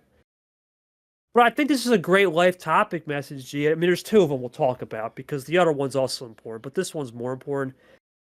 The handling and schedule. This is a case of you got to be straight on the communication, right? I know there's going to be a small 5-10% chance we can reschedule, but realistically, we're at the end of the round. You accept the fact that you're at the end of the round. You can't be playing these games. I'm going to be as restrained as possible, but at the same time, there comes a certain point, and you've had more sharings with than this than me because you had to deal with this in D2 unfortunately too many times. this is a case, but I don't even think this is a case of a normal case. This is a double dipping case where he was ready, then he wasn't ready, then he's ready, and then at the end of the day, we called it off, and then it just threw everyone into a wrench. It's not fair to the guys that were staffed for that game to have to come back. I don't think that's fair either. And if they were to come back, it would have to be just the ref, and I would not stream it. What's your thoughts on this whole debacle? We're not going to say 100%. It's 100%. We can't improve from this, but there's a very good chance that he needs to 100% learn. There's more to life than this game, because let's face it, it's probably going to be a DQ. I don't like taking those. You know my attitude. Anytime, any place, I'll play. But even I've started to refrain from that because I'm starting to realize myself, is this really more important than my family that I can't take back my time? No. And obviously I had a rough week with all the and I don't want to say shenanigans, just the unfortunate devastation overseas. And yeah, I'm glad. Hopefully everyone's okay. I'll get the word on that soon. But your thoughts on the situation overall, because I think this is a good teaching moment for sure on scheduling and committing for sure. Yeah, I mean, ultimately the biggest takeaway is just like, again, this is just Uno League at the end of the day. This is not like the top priority of your life, and it shouldn't be. If it is, I would recommend like taking a look in the mirror and see like, what am I doing? But yeah, I think it's just with scheduling, you need to make sure you're good to go on certain things, that you're able to and you're available. It's in your free time. But at the end of the day, it's just if you have something pop up, if it's not certain, you could just say, I'm not certain if I'm going to be able to make it, but still keep the option there. But if it's you can't make it, then you just can't make it. You have to lock that down, make sure people know, but you can't just flip-flop it. And not to mention also, you shouldn't be getting out of like your event or your other events just to play an Uno match. That's kind of ridiculous.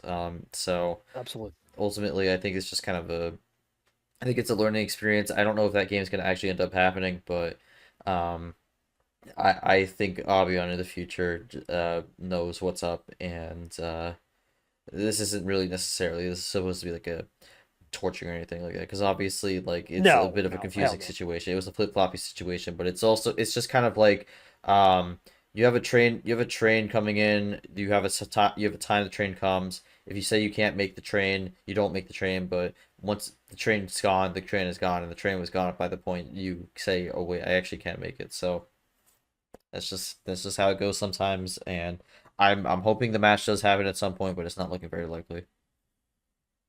If it doesn't, it doesn't. Listen, I'm not going to cry over it. It's the more important matter as a host, right? I got to take my player cap off and say, I am the host. We want to make it a teaching moment. That's the most important thing to me. A DQ win, whatever, man. Unfortunately, I've had to deal with that twice now, if this happens to be the case. But the last thing I want is I don't want it to happen to someone else. Because if no one says anything, we didn't care, then we would just allow it again, right? And that to me, that's just a disservice to the league. I don't want to do that. So I do hope at least he can learn from those mistakes, and as you should, right? You should be able to learn. I think this was a positive, constructive little talk, and this goes for everybody. It's not just him. Please be on time. Please be on point. Please be punctual. Don't be just don't be off the. That's fine. Don't be off the game. Don't be off your rocker, right? Just stay on top of it. This next one, look, online safety. Okay, I'm not gonna. I mean, this is a good transition. I think this is a good transition. So yeah, keep going. Yeah, this one. Look, I'm not gonna say who did it. We're just gonna say this goes for everybody. If you see something suspicious, if you see something that just doesn't seem right, it seems off a little. You know what? Instead of doing that, reach out to someone, man. If you just feel uncomfortable, reach out to a commission member. Reach out to, I don't know, someone you trust, because at the end of the day, let's face it, man. If you have a suspicious link, quote unquote, or a suspicious activity, what are you supposed to do? You're supposed to block it or report it, not click on it. Don't be a bozo, right? And this is this has gone on too many times, and I don't want to see people get burned because let's face it, if you lose your account and we don't have access, how are you going to play in the future? Or even worse, if you're a higher upper member and we don't, what happened, right? We start, and it's got to stop. This isn't the first time this has happened. I mean, how many times have we said, gee, countless times in Uno News, hey, if you see something wrong, report it. Don't just trust it or go by the wayside thinking we're clean. I'm gonna be restrained on it, but again, it's a reminder, a brutal reminder that unfortunately, life's gonna happen. It's gonna happen to everybody, but don't let these things happen by the skin of your teeth and get away with murder. Because at a certain point, you're gonna get bit, and it's not gonna be fun. Is that a good assessment, G, to say the least? Because I don't want to burn people. We're not trying to do that. It's a good teaching moment, but I think there comes a certain point at the same time. You need to learn from this and move forward because you don't want to continue to get burned like that. We don't want to see anyone get burned. It's not fair, for sure. It's just about the awareness with these things. Sometimes it's like scammers get really tricky with it. They try to outsmart people, but you just gotta be smart with it. You don't want to give your information to anyone, no matter who they are. Absolutely. And just even if it's like the situation, like, oh, you need to do this, otherwise your account will explode into a million pieces. They're not. That's not gonna happen.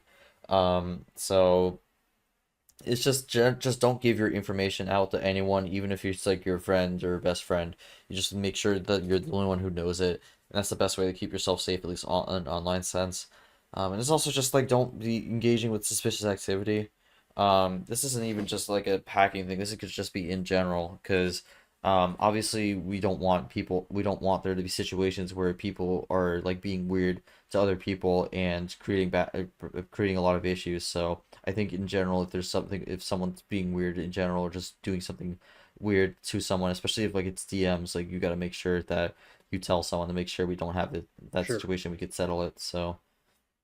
Yeah, I For thought this was sure. a good topic to have for a bit, but ultimately it's just about being safe online, making sure you're doing the right thing, making sure you're thinking with your head, and not doing anything that um could put yourself in danger or anyone else. Absolutely. It's the old adage, right? G, safety first. It always comes paramount. But I think the older adage is, in a sense, don't take everything with a grain of salt. Right. At the end of the day, if you sense something wrong, you sense something that's just not working, or you sense a little bit of danger, go out there and find someone that you know is going to be trustworthy and's got your back, or even better, just report it. Don't even play that game trying to report it or go to some. Just report it and block it. When in doubt, block it out. That's the best message I can send for sure. All right, G. Well, we did talk about round one because we're on an offset schedule in Archery April, but we've had some interesting round two and S16 results. What do we got cooking up here in Archery April as we start to wind down as we get closer to that E8? Oh boy, this has been an interesting tournament so far. I know we had some issues in the opening round. I'll just kind of go through some of the highlights. Luke, trying to make a title defense, got stunned in the first round. 4-0 sweep. Really just did not get the cards all game.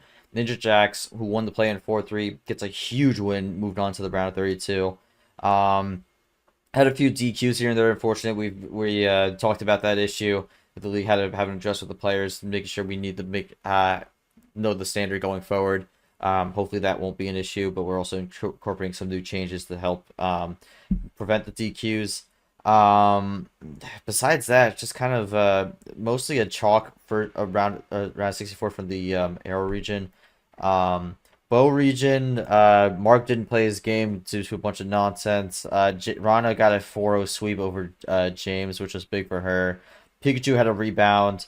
KG has had a big upset over Clint Green. Clint Green was pretty disappointed after he had a pretty good February too, so that's a bit of a hole for Clint. He's in now going into tournament 3 as he looks to make the playoffs. But Jamie got their first career win. Jay Money had a big re-debut, missed February but came back, beat Evan 4-2. That was a big win. Fitzy finally got his first win since 2023 in a 4-3. That was a massive moment for Fitzy. I'll stop here for a second to just talk about that. Any thoughts on the win for Fitzy as he was able to barely outlast Ryan C 4-3? Glad he won. I mean, that was not the best look for Ryan C showing up late. I'm glad Fitzy at least got the right result. You always hate to see if it goes the other way, especially if you show up late. I think Fitz, look, is he back to that form? Look, he's never going to be back to that form we know him, right, G? At the end of the day, when he was on it, when he was cooking, there was no one better than him. But unfortunately, we may never see that again. It was just good to see him scrap through and get the win. I know he had some issues too with the keyboard. Hopefully, he gets that sorted as well. But your thoughts on my thoughts on everything else this round as well. Interesting that Clint lost. Interesting that I think Cage and Jay they were pretty good. Pikachu gets a win. I don't know how Rana keeps winning, but okay, it's still crazy to me in my head. But hey, congrats to them. At the end of the day, they got to move forward somehow, and yeah, it's still mesmerizing to say the least that we lost. I guess too. Think about it, Nick and Luke. The respective T1 winners were both gone. I didn't even think about that. That's crazy. They lost both in the first round they played.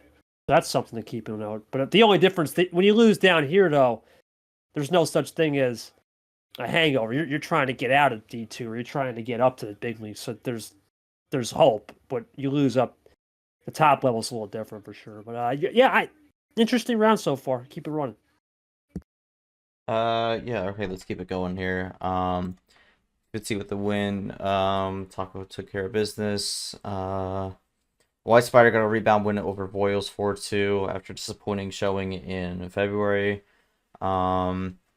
Nifty had a big upset over Bree Bree at the Final Four. Nifty from the play-in, 18 seed technically, got the win over Bree 4-1. That was a big statement for Nifty and their debut. And then mostly chalk for the rest of the round 64. More chalk. Captain Gaming had a big upset over Scars. He's had a really good tournament so far. And he kept that going. Joao, big upset over Rune. Joao won the Rune Open, and in a way had the true finals against Rune. Won that 4-3 in a very close one. That was a really good match. And then Wes got his first career win over Lucas in a pretty solid showing, all things considered. That was a interesting match. Lucas made a lot of mistakes in that one. Wes came out with the win. And then jumping to round 32 where things got really interesting. Ninja Jax kept his run going over Blank, won that 4-3 in a really close one. Ridley capitalized off a huge mistake from Marcus in game 2, which he had the game 1, played the wrong color on Wild Uno, and that cost him the game and the series. Sky had a game forfeit, had to have a game forfeit at the start of their round 32 match against Red, so that put them in a tough spot to begin, but they were able to overcome it. They won 4-2. Big win for Sky. Cody Goforth technically got a DQ win in the round of 64, but was not able to get that win in the round of 32. Gio beat him 4-3. Goforth still looking for that first real win. And then Rana, the Rana run keeps going. Beat Mark 4-2, biggest win of her career. It got some redemption also after losing to Mark last season. So big run for Rana. She's looking to cook something up here in Archery April. Pikachu took care of business against Emmy, not much there. Jamie got a big win over KGS. A lot of people were thinking KGS was going to have a run. Jamie was able to silence the doubters. And then J Money in, Jesus, what a long game this was. This was after, we had to do the time deductions for this, but it was 2 hours long. It was a 3-hour stream. Short nearly got killed from the length. This was a complete disaster of a game. J Money won 4-3. There were keyboard issues for Fitzy, in and out. It was a terrible game. But J Money got the win in that one. I'm not gonna harp on that too much. Shadow Hunter Taco was a rematch, unintentionally, but Shadow Hunter gets the better of Taco this time. They now go 1-1 overall, and Shadow Hunter moves on to round 16. White Spider took care of business against a still in a 1 a.m. stream game, which will not really happen. If you have a 1 a.m. stream game, that is not a leniency thing to you. That's more of a something to say about you and the confidence I have in you being able to schedule. So, yeah, don't want that. But that happened. White Spider won. Ami beat Nifty, ended that run there. Science Titan beat Sam 4-3 in a relatively close game. And then Arnhem took out My Hill. All the 1Cs are out in the round 32. The 1Cs are not really having a good start to the season so far. KT, any thoughts on the 1Cs for D2? Really just not having a great start. Only one has made it to the round of 16 so far. So really, really bad start. And half of them have lost in the round of 64. Well, I mean, the whole thing with that, in my humble opinion, G, is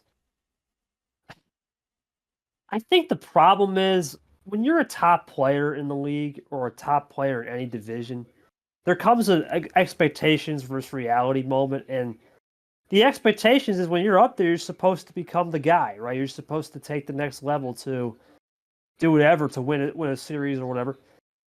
There comes a certain point though, at a very punctual time where if you don't live up to those expectations, you can become a little bit more complacent, and that can hurt you in the long run, right? I think this is a good example of how do you balance expectations as a younger player may or may not become more of the reality moving forward. So I am actually very curious on how it's going to move forward with that, in the sense that both the 1 and 2 seeds, for example, you want to have that pressure, but you also got to know how to balance it. It's hard to say who's a favorite right now. I don't know a lot of these guys. Like I said, I'm still trying to figure things out in terms of their play styles. The games I do, recap or just watch from afar. I don't know. I'm gonna really hold my breath on anybody. Obviously, I know a couple people. Jay Money for sure. A Train Smith. Well, actually, he's the one guy that's been high. I mean, he was a 4 or 5 seed in his career, right? Overall, 4 or 5. So that would be an equivalent of a 1 or 2. But that was way back when, prehistoric village. Thoughts on that, though? I would say it's just hard to say. It's hard to really say when you have all these pressures for the first time. You're in a new environment. It's really all I got, G. It's my best. That's my best thoughts on these upper seeds going out. We have talked about 1 seeds and 2 seed curses in the past, but this is a little bit different for sure. Yeah, all right. We'll keep it going here. Captain Gaming had a big upset over Deleted. Big win for Captain Gaming. This has been a really good tournament from Captain Gaming. Did not really do much in February, but has really brought out all the stops here in tournament two. And then we'll save that one for last. But Joao able to win 4-3, really close game. Joao last debut remaining. He wins debut another tournament. He's looking to keep the run going and make the final four. But it's been pretty good run so far for his debut so far, Joao. But I'm gonna end with this. Aiden Smith not short. This is the story of two tales. Aiden, who wins it 4-1, has been on an absolute resurgence so far this season. We have never seen this from him in the league. And he's just been doing a phenomenal job. Short is just not another disappointing start to the season. Had the DQ win in the round 64 and doesn't get the win here. Really was not in it for most of the game. And he starts the season 0-1-2. We'll start with the short part here. Do you think there's something that's just not clicking for short at the start of this season, or is it maybe something else? I don't know, man. The thing with him is he got a little unlucky because he did have that. Well, that doesn't even count, right? Oka DQ where that was just weird. Then I think you out of rhythm a little bit. He against Shadow, he was 1 turn away. I think it's a mix of things. I still think Short has a chance to bounce back. He talked about getting to overdrive last year in T3 and 4, but I don't know. This is becoming a harder task because remember, it's not about so much winning a tournament. It's about getting to that 5 win barrier and 5 real win barrier, excuse me, and then starting to cook a little bit more. If you don't get to that in the first place, then so be it. And you have to get there you got to get to the big dance. You got to get the prerequisites done, I guess. He's got to really dig deep for this next tournament because if it doesn't happen here, I just don't think you can just run the gauntlet 5 straight in T4. It's very hard. I haven't Well, seen enough. you'd have to you'd have to make the final four in T4 if you don't have any wins to that point. Oh, right. It's or make a one. So at that point, then you'd have to have what is that 4 wins? So it's either 4 wins or you have 5 total in the season. Four wins if you're in the round 64, 5 if you're in the play-in. So right, it's and he won't be. I don't think he'll be in the play-in. So realistically, 4 wins. It's going to be a uphill battle for him. That's my best analysis of Short right now. As for Aiden Smith, dude. I hope he comes back up. I still think he has some unfinished business. He's a guy that's looking really good. I think he can maybe just cruise home, maybe, if he gets a good run here and at least have that LCQ spot locked up. If not, maybe a top 10 spot and run in the D2 championship and go from there. I think it's the fact that there's a little less pressure down there and he can just be himself helps a little bit too. Not as many stream games. That's a good way to build up your confidence. Build it back slowly for sure. That's my thoughts. Yeah, all right. And then round of 16, we're in the middle of round of 16. When we started the podcast, we had 2 games done. When now we have 3. We'll start with the first one. With Rana Pikachu. This was a shocker because this on paper looked like a bad matchup for Rana, but Rana was able to somehow find a way to slow down Pikachu's really quick speed. And put him to a halt. And that actually was a big advantage for Rana that she actually gets the win in a big upset. So Rana in the regional finals for the second time in her career could be looking at potentially getting a playoff spot once again this season. So Rana in a great spot, and the opponent actually just got determined. This game just happened. Very quick game. J Money just won 4-0. So rough end for Jamie, but J Money absolutely steamrolled through and had the exact opposite of what happened in the last round with Fitzy. But we have one of the regional finals set. Rana, J Money. Thoughts on this? It's one of your buddies and one of your mortal enemies in a lighthearted term. Not actually mortal enemies, but I know you've had some thoughts about Rana. But any comments on this going into this regional final? In-state battle? I think it's an in-state battle. It is an in-state battle. This is New Jersey versus New Jersey, so. Well, it's almost garden season. I love me and G. I love a good garden. I love a little good garden. I like growing plants. Don't take that the wrong way, folks out there. But this is, I don't know. I'm pulling for Jay.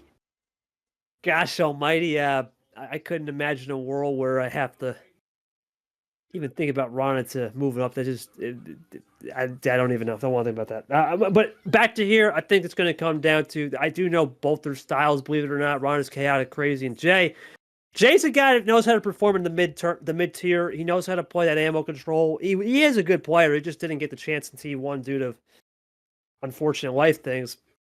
He plays his Uno, man. He can move forward and keep going. I think he's a guy that's going to stay composed and stay hungry.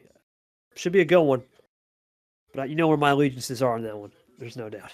Yeah, and then the other match that happened, Ridley Ninja Jacks, that was, or I think this episode might get uploaded like tomorrow, so it was yesterday at noon. If not Sunday at noon.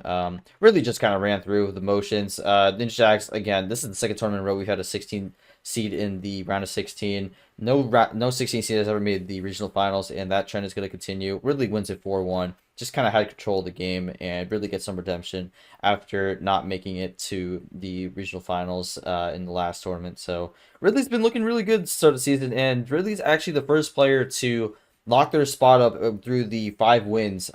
So Ridley will be in the postseason. Congratulations to them. They missed it last season, but they will not this time. But big win for Ridley. We'll see what he does going forward. But any thoughts on Ridley specifically? As that's the last match we have up to this point. Well, that's always cool to get that spot locked up and solidified. I think it's a testament to having a good start to the year. Crazy to think that the 16 ones are happening, but you know what? It comes back down to how do you handle success? How do you handle that? Almost that pedestal, and right, you got to rise to the occasion. Congrats to at least Ninja Jacks for getting that upset first round, or the second round. Then he goes into the round 3 here, despite the loss. We'll see. Really could be one to watch as well. I think the nice thing about this G is becoming more of a trend though. We kind of had said this too. Seems round 1 is just the problem, and then round 2 onwards, for the most part, is smooth sailing or very close to it, which is normal. I think that is a normal trend in most tournaments. I think we had touched about some of the things we're going to change. I'm looking forward to seeing how some of those things are enacted, and maybe it'll improve it. But regardless, I think it's a good step in the right direction overall. And at least I can say I'm proud of you guys for weathering the storm. That's all you can really do, right? You weather the storm. It's never going to be perfect. Nothing is. But it's always good for growth and strive for it, for sure. That's my best assessment on you guys as well. Okay. Is that fair? Yeah. But I actually lied. There was one more match. I forgot about. Okay. White Spider Shadow Hunter. This was a bit of an early one. White Spider showed up late, so we ended up getting a strike. But game went on. Ultimately, this came down to a mistake from Shadow Hunter on the power play, which left the door open for White Spider and ultimately cost him. White Spider gets to win 4-3, moves on to the regional finals, and the Shadow Hunter was pretty disappointed after the fact with the loss. He felt like he could have had that locked up, and I do agree with that. But I think he'll be able to bounce back. But thoughts on White Spider making it to the regional finals here after a really disappointing February showing? Uh, I don't know. White, I think he's trying to get back on track. In my humble opinion, he's trying to get back to where he belongs. He was one. Was he the top two? Right, he was a top 2 seed overall, 1 and 2, I believe. I think after Pikachu. He was in the top overall seed. So Right. So he's trying to get back to the claim. Same with Pika. Fortunately, Pika lost. We'll see how Pika does next tournament. He's got to get back to his territory to find the rhythm. If he doesn't, then you start to wonder. So it's good to see him make a breakout, get back to where he was at the start of the year. Yeah, overall, I think you start building confidence. I know his style a little bit's more off kilter in a sense where he plays more chaotic in a sense where he's trying to use a little of those mind games to work in his favor. Sometimes it works in your favor. So that's my assessment of White. An old school. He's one of the older school players in the league for sure. Old Foxy. You know what? Sometimes that EXP is valuable, man. It's invaluable and invaluable at the same time. You can never go wrong with a little EXP for sure. all right, and then the remaining matchups: Ami Science Titan, as of recording this happening tonight. Arnhem Captain Gaming, Aiden Smith, Joao happening in Deflex. That will be Aiden Joao Monday, Arnhem Captain Gaming on Tuesday. And then we also have Sky and Geo, which is happening tomorrow as well. So any input on any of those matches, any expectations of what might happen, and what you're looking for personally? Not sure really much to say on Cody Smart versus. That's. I don't even know that. Yeah, it's like Russian roulette on other things. Gee, let's face it, it's Russian roulette on other things. I hope we don't get blown up on that one because I'm gonna be honest, I am kind of concerned. Geo Sky will be a good one on stream. That should be a fun one to watch. See if Aiden Smith can continue the run against Joao. Arnhem Cap Gaming. That's something, man. To end around that is an intriguing one, believe it or not, because Cap Gaming has looked very good. I've seen some of his matches. He is a player that is still figuring stuff out. However, I think CG Gaming might have a chance. The old CG might have a chance to pull an upset. I wouldn't be shocked if he does. I think he's the one I have to watch with Ami as a 2 for potential. I think Geo and Aiden, on paper, you think they have it because you look at Geo, he's starting to develop as a top tier player down there, and Aiden Smith, we know what he can do. But Ami and Cap Gaming are the 2 people I'm going to watch out for sure. All right, well that will do it for the D2 recap here. As we'll be jumping in now into back into D1 actually. If we jump into the sports mode 16, we've been here for 2 hours. Thank you all for sticking around, but yeah, we are keeping things rolling here as we go into the sports mode 16 preview. All right, well, we'll start it off. G. I don't believe I have any. I don't think I did the reveal show for that one match with mine. So that one I can't even predict my own game, so that's all you. But we'll start it off with Peter Vapor. This was a rematch way back when where Vapor won in T4, and that was it college? Yeah, college. It was college team. Yep. Man, oh man, that is the last time we'll ever see that because we don't want 2 college themed tournaments. Of course, we have March Madness. This is an old school matchup. Vapor, a big light switcher. We all know what. Well, Peter Onjak can do the gangster number efficiency.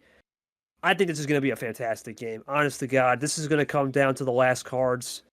Best of 9. Both players are on the limit. I think Peter Onjak has had a lot of good things to look forward to, but he's going to fall short of 9.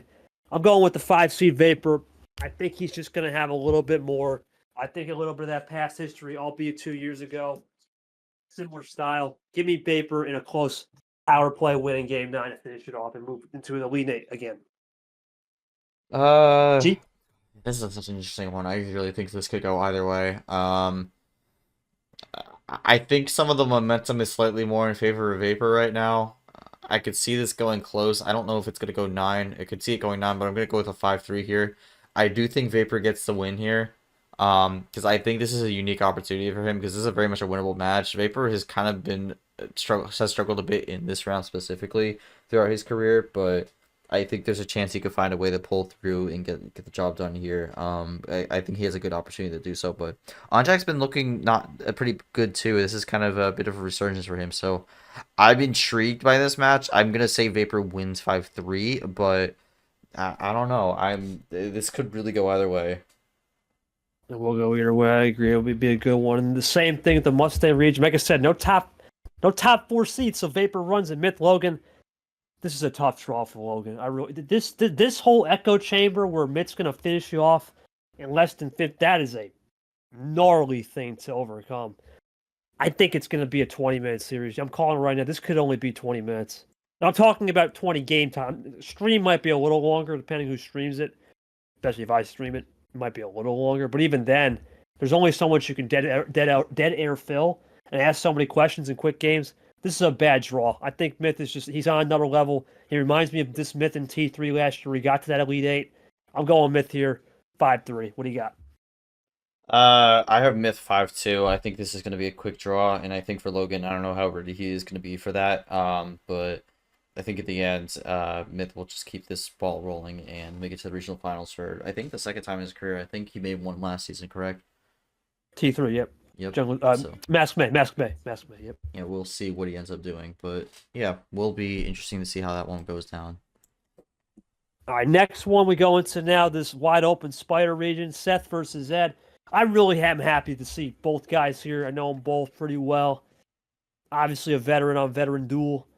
I'm going to have to go Seth Cole here, G. I think the momentum of beating Ashley versus, I think, Ed not really having much of a test against Radden. We've seen reps be a problem in the past. I know he had a good win against JT, but the Radden game, he was almost on cruise control. Seth had a fight tooth and nail. He's been more battle tested. Give me a Seth, but this one goes 9. Seth wins at 5-4. Be a long endurance one. What do you got? I have Seth 5-3. This will be a good back and forth, but I think Seth's gonna have the better advantage here. He's coming off the win over Ashley. Ziemba is coming off a win over JT, which is a big win, but then also Radden. He's kind of been all over the place, and Ziemba hasn't always been locked in 100% all the time. So I think Seth's gonna have a bit more of that determination to get things moving. So I think he wins this one and moves on. And this, okay, well now we go into, there's some interesting matches this round. This is the most interesting, but not for the reasons you think. Caesar Monkey. There's a lot of juice for this one. This is going to be the juiciest match of the round. Having said this, though... That's how I describe this match. Yeah, this is... Oh, boy. I don't know where I want to go with this one. I'm going to go with the CPU, and Caesar's going to win this one 5-4. There's so much pent-up energy in this match. There is so much high emotion, high drag. I think this is Caesar's time, man. He's wanted this match for the last 2 years after those infamous comments. Joking aside or not, he's going to be turned up to 11. Caesar 5-4, that's all I'm going to say. I don't want to even think about a storyline. This is going to be a war. That's all I got. What do you think? I am going to make a prediction that I think might shock a few people. And this is going to be a very bold prediction here. This could very much backfire.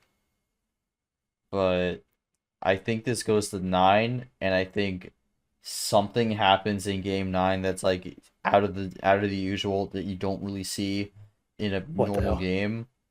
And then Monkey somehow finds a way to get the win. I think Monkey is going to win 5-4.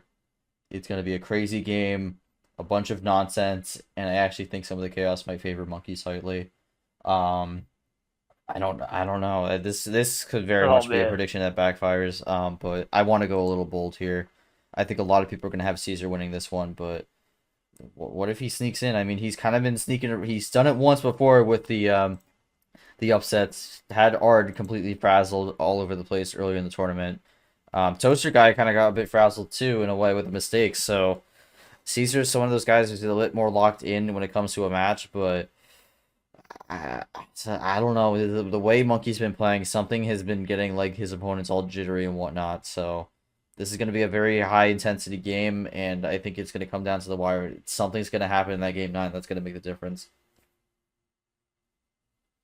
Buckle up. That's all I'm going to say on that one. Buckle up, fast and tight. It's going to be wild. This one may be more of an interesting one. Yepes Lara. I'm going to cut to the chase here. I didn't even think Larry would get here. I think it's been an impressive story, but this is too much Yepez. He's on a heater. He's on a revengeance tour. Yepez 5-2. I think the style of the long endurance battle. Congratulations, Yepez, by the way. 24 first ever player. I guess before we get to shots on him becoming the first ever player to have 24 hours of game time. Now we have played at least in the D1 side of Uno. I think Liga Uno is probably close to 1,000 hours, but we've played over 732 hours. This guy's a 24-hour man. No one's even close. The next closest person, I want to say, is Sanford at 23:17, so an hour behind, and Ashley. After that, it's 20 hours is the next limit. Then we don't even have anybody else after Jay Caesar at 19. So thoughts on that one of Yepez becoming the first ever one-day player in a sense and time played here? I mean, you've played in the league for 24. You played league play for 24 hours. That's kind of crazy, but we're gonna see more people jump into that club as we go on. But I think it's really more of a testament to longevity. For the most part, some people play really long, so like I feel like Dark Rain might get there at some point. But big accomplishment for Yepez, and we'll see what the next 24 hours will be like, because I think the first 24 hours was a lot of great gameplay that we saw, and ultimately it's gonna just keep on going here. So Yepez, one of the long time members of the league, jumped in tournament 3 of 2023. So has first to break the 24-hour barrier. We'll see who else follows him as we go along the season. I do think we'll get some other people past 24 hours as we go along. Well, gee, it's you versus Snob. This is going to be, actually, you can't predict. Actually, I don't know if I made a prediction for Yepez Laura, but I'm also going to throw it in. I think Laura had a great run, but I think this over. Yepez is a buzzsaw here. I think he's motivated. I think this is a 5-1 win for Yepez, but we're moving on. Now it's you versus Snob. This is going to be a fascinating game. This might be your favorite matchup of the round. Not if we don't count that whole crazy shenanigans with Caesar Monkey, then yeah, this is probably it. This is a tough one. This is a tough one. Obviously, I have to go with the CPU. I think Nam is going to be motivated in this match. I really do. But something about, I think, G making it back here.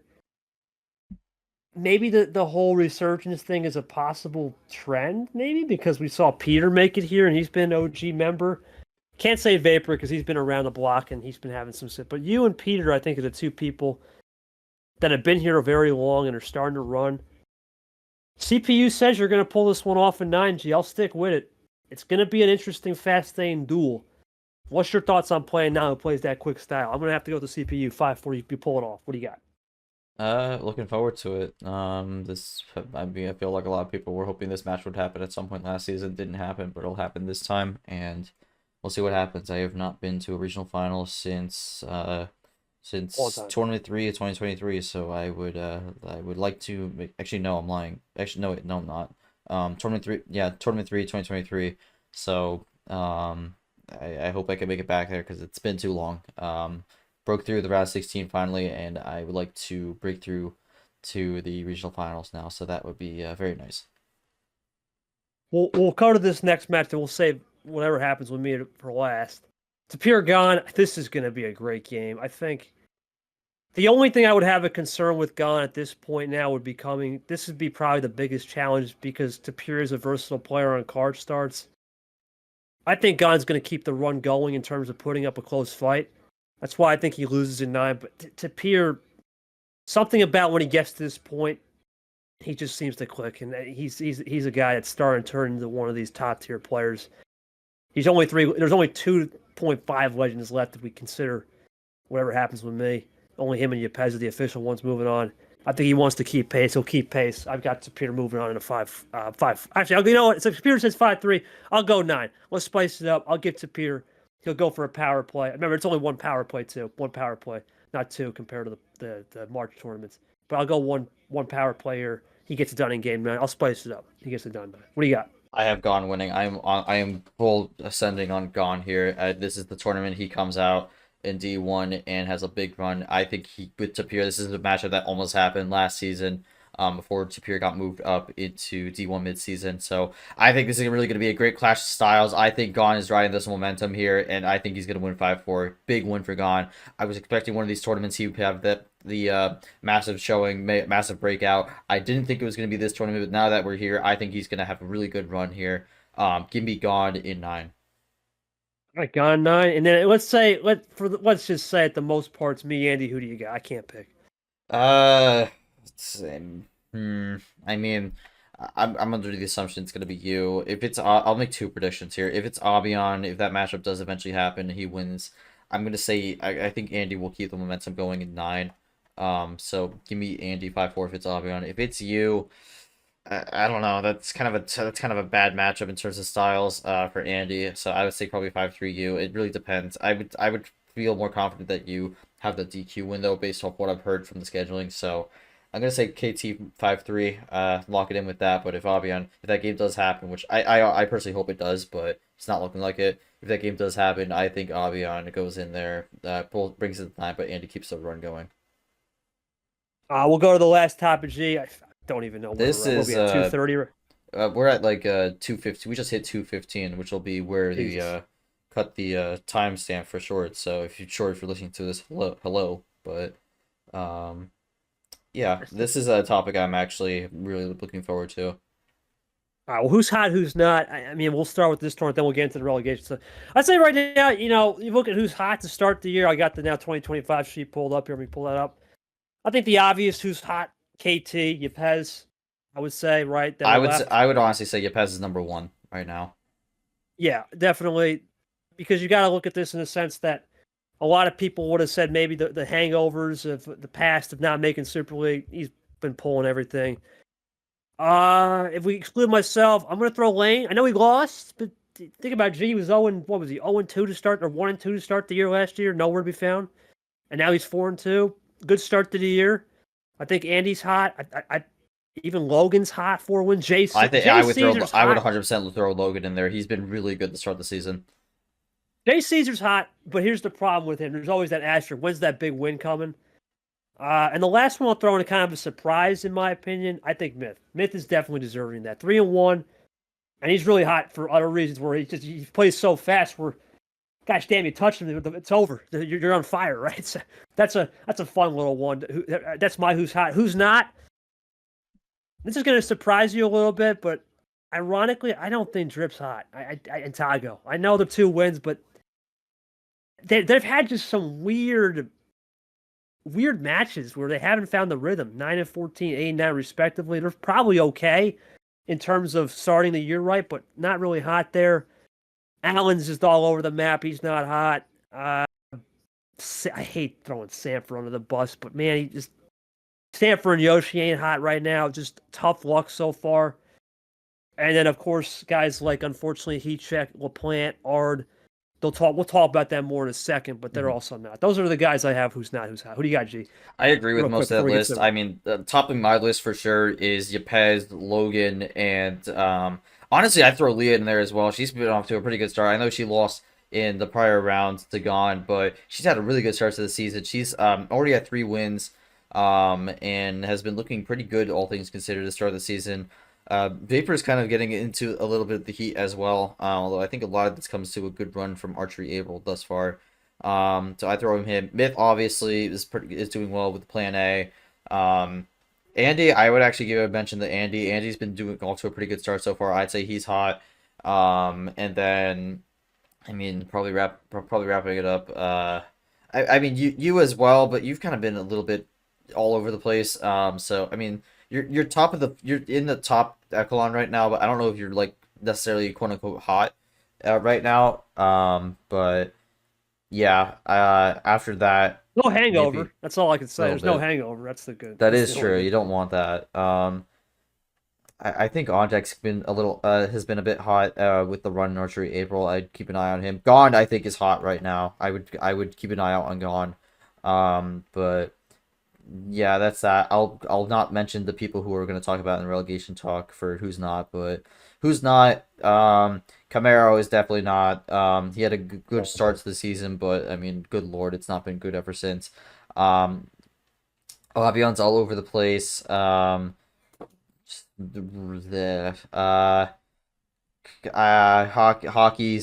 hockey's not right now. It's not really looking great for hockey. Bow tie I think is not looking great at the moment. You mentioned him before, but Sanford, Yoshi, they're not off the great starts. So I throw them in there. Allen, Drip is special. Drip is special. Drip is probably the top of my list for who's not right now. That's not in the relegation talk right now. He's at 2 wins, but man, those 2 wins did not look good at all. So, um, I don't think he'd be someone you talk about for relegation, but I mean, like, obviously his sights are on making the playoffs, but it's not a great start for him all considered with if that's the goal. So that's probably my list. Tago as well. I mean, you mentioned Tago, but I mean, the Brown 32 has been an absolute nightmare for him so far. But overall, we'll see how things go for him moving forward. But that's my list of who's hot, who's not. But let's jump over to the relegation talk here. Give him a little bit of a scale of how concerned we might be for relegation. Maybe scale of 1 to 5. I know I said 1 to 10 before, but 1 to 5, I think consensus is a little bit more. How do you want just the guys that are just 53rd on back? Is that how we're gonna roll it? No, I think we should go through all the people who have 0 wins right now. We won't talk about Kev Okay. because he's gone. H, I would throw a 5. We don't know what his status is right now, but the DQ win is going to throw him into a hole early on. We'll go from top to bottom here. Some of these earlier ones, I think we're just going to roll through quick. We'll start with Nightwalker. I have him at a 1. I'm not that concerned yet. He's not looked bad in these starts. I just think some things haven't really gone his way. I expect him to get a win at some point and get out of this bubble right now. He's currently the top 0 win guy at the moment, but I'm not concerned right now. Any thoughts on Nightwalker real quick? I'm at a 1. I don't see. He'll get a win this year. He's a very good player. I've already said that. He just got to get an easier. Really, I guess it depends on the schedule. We'll see if he moves up a C line or not. 2 wins as a 14. Sometimes you can, depending on how results happen. So I'll say 1 for sure. All right, we'll move to Dark Rain here. Who I have a 2 for Dark. I don't think the alarms are on yet, but it's just kind of the same song, different verse. For Dark right now. When it comes to the season, not a great start, all things considered. But he is still up there on the game wins, which I think is going to play a factor. But he's going to have to find a win at some point because we've seen last year you need at least 1 series win to not be in relegation. 0 wins is just not going to cut it. So any thoughts on Dark? Nah, still a 1 because he's playing quicker. This was the old slow style. He is playing quicker this year, which is interesting. He's giving people more challenges. I think just because of that, I'm still pretty low. I'm not really concerned right now. I think he still will have a chance to break it. We know Dark's a guy that can do some magic in T3 and 5, so we got to look into that. Those two tournaments circle for sure. Yeah. All right. Moving on. Next, Monaco, who was in the relegation tournament last season. He's not played bad right now. I'd still have him at a 2, but I don't think he's played bad so far. This definitely been better start compared to last season, and unlike last season, he is not currently in the bottom 12. He is currently above it with 5 wins. He is the lowest 5 game win player right now, though. So, any thoughts on Monaco? I think he's had a good start to the season, but still, unfortunately, still in these relegation talks right now. Yeah, Monaco and Em are the same player in my opinion. I'll put him at 2. I think I also put Em at 2. They're a package deal. Of course, they're rookies, quote unquote, but they're more just how you do, my fellow friends, right? I think it's more of a case of Eric just needs to learn some of the fundamentals, such as power play, a little composure on ammo, and then if he can get to that next... I know he beat Aiden Smith in that 4-0. He's just starting to learn the system. There's a chance he could get 1 win this year. I think, depending on the match, depending on the seed line, I think him and them are the same way. I'm going to put him at 2 for sure. Yeah, I think I could agree with Em on that. We'll just quickly jump to that because we have 2 very interesting players here. These next ones, but I think Em's kind of in the similar boat with Monaco. Although I don't know if it's been better compared to last season. But Em's got to have to find a win. Better showing up, that's for sure. They are showing up. That is the important thing. They are showing up. They're not putting themselves in a tournament hole. So that's the important thing because if you put yourself in a tournament hole, then no matter what, you have to win. Probably 2 games at this point because then you're still going to be below all the 1 wins. So gotta just show up for your tournaments. That's all it is. We'll start with some of the interesting ones here. This is an interesting list. Jesse Turner, really not a great start to the season. He's not in the bottom 12 right now, but he's 48th on the grid right now. I'll start with you on this one. Thoughts on Turner here as we start the first 2 games, and he's only 4-8 in game record, and of course 0 wins on the series. I would go 0, but I'm not allowed, so I'll go 1. I'm not concerned. As much as it looks bad right now on paper, I have a feeling that JT, he's a player that, okay, he lost the first tournament due to some unfortunate circumstances. Sure, he didn't get it the second tournament. I think there's something that's going to be said where he gets more reps. He's been taking more of this backseat role in commentary. I think he's going to start to figure out the puzzle pieces. I'm a little bit more interested on how some of his top deck luck strategy and banking on that may actually be evolved. I think there's more of a ceiling for him to evolve. So I'm actually going to put him at a 1. I'm not concerned yet, but if he loses again, then I'll maybe go to 2. I still think listen, you made Super League last year. You made it for a reason. You're in the Legends class. It would just be unfathomable to think he'd be 0-4 or something to start the year. I think he'll start breaking out very soon. That's my belief. What do you got here? Yeah, one of 2 legends in these the 0-win group right now. But I would agree with you. I think Turner's at a 1 right now. Again, not a great start, but we've seen him be able to kind of have some of these bounce backs at times. So I think he'll turn it on at some point. We saw Gold be in the same spot last season, and he found a way out of it. So I think Turner will find a way out of it as well at some point. But now we move over to someone which I know you're high on Lamas. I don't know if he's a 1. I don't know if he's a 1. I have him at a 2. I still think some of the mentality concerns are a bit concerning because if he gets out of it mentally, he's just out of the game entirely. So we've seen that in the first 2 games, his first 2 matches so far this season. It's not a great start for him. Any thoughts on Lamas here? I know, again, you're very high on Lamas, but I have him at a 2. I'll put him at a 3. Oh, well, really? I'm going to light a fire under him, and it's probably for the best that I give him one of the. Because listen, I lit a fire under some other people in the past. I lit a fire under Lane. I lit a fire under Austin Rogers, and guess what? He needs a little motivation. And everyone's expecting me to come out here and say 1, but I think it's always good to have an honest conversation. I think the fact that if we can put him at a 3, he's going to start to say, you know what? Damn, maybe I need to change something. I think this is his chance to build up the ceiling. And I'm going to do that for another person, too. I think I have a lot of respect for. So I'm going to say Cody's at 3 only because I think he has more ceiling to grow. He needs to learn some more things. He's doing a great job of attending cups and, just learning that style, which is always nice just to get extra reps. I think putting him at a 3 is more of a litmus test to see his test of mettle and resiliency. And it's probably what you weren't expecting. You were expecting me to be, Cody's a 1, right? Because I know when to light the people on fire, and I'm going to light a little match, see if that sparks them up the right way. So that's my belief on that one. Yeah, I won't lie. I was expecting a 1 there, but that's an interesting take there, and that's kind of why I like these segments also. It's maybe some things that people weren't considering before. But talked about I'll give you this one, yeah. Curtis. You can start us off on this one. I mean, it's just kind of been a complete downhill slope for Curtis ever since even Tournament 5 technically. Thoughts on Curtis? Where would you put him on the scale for where he is right now?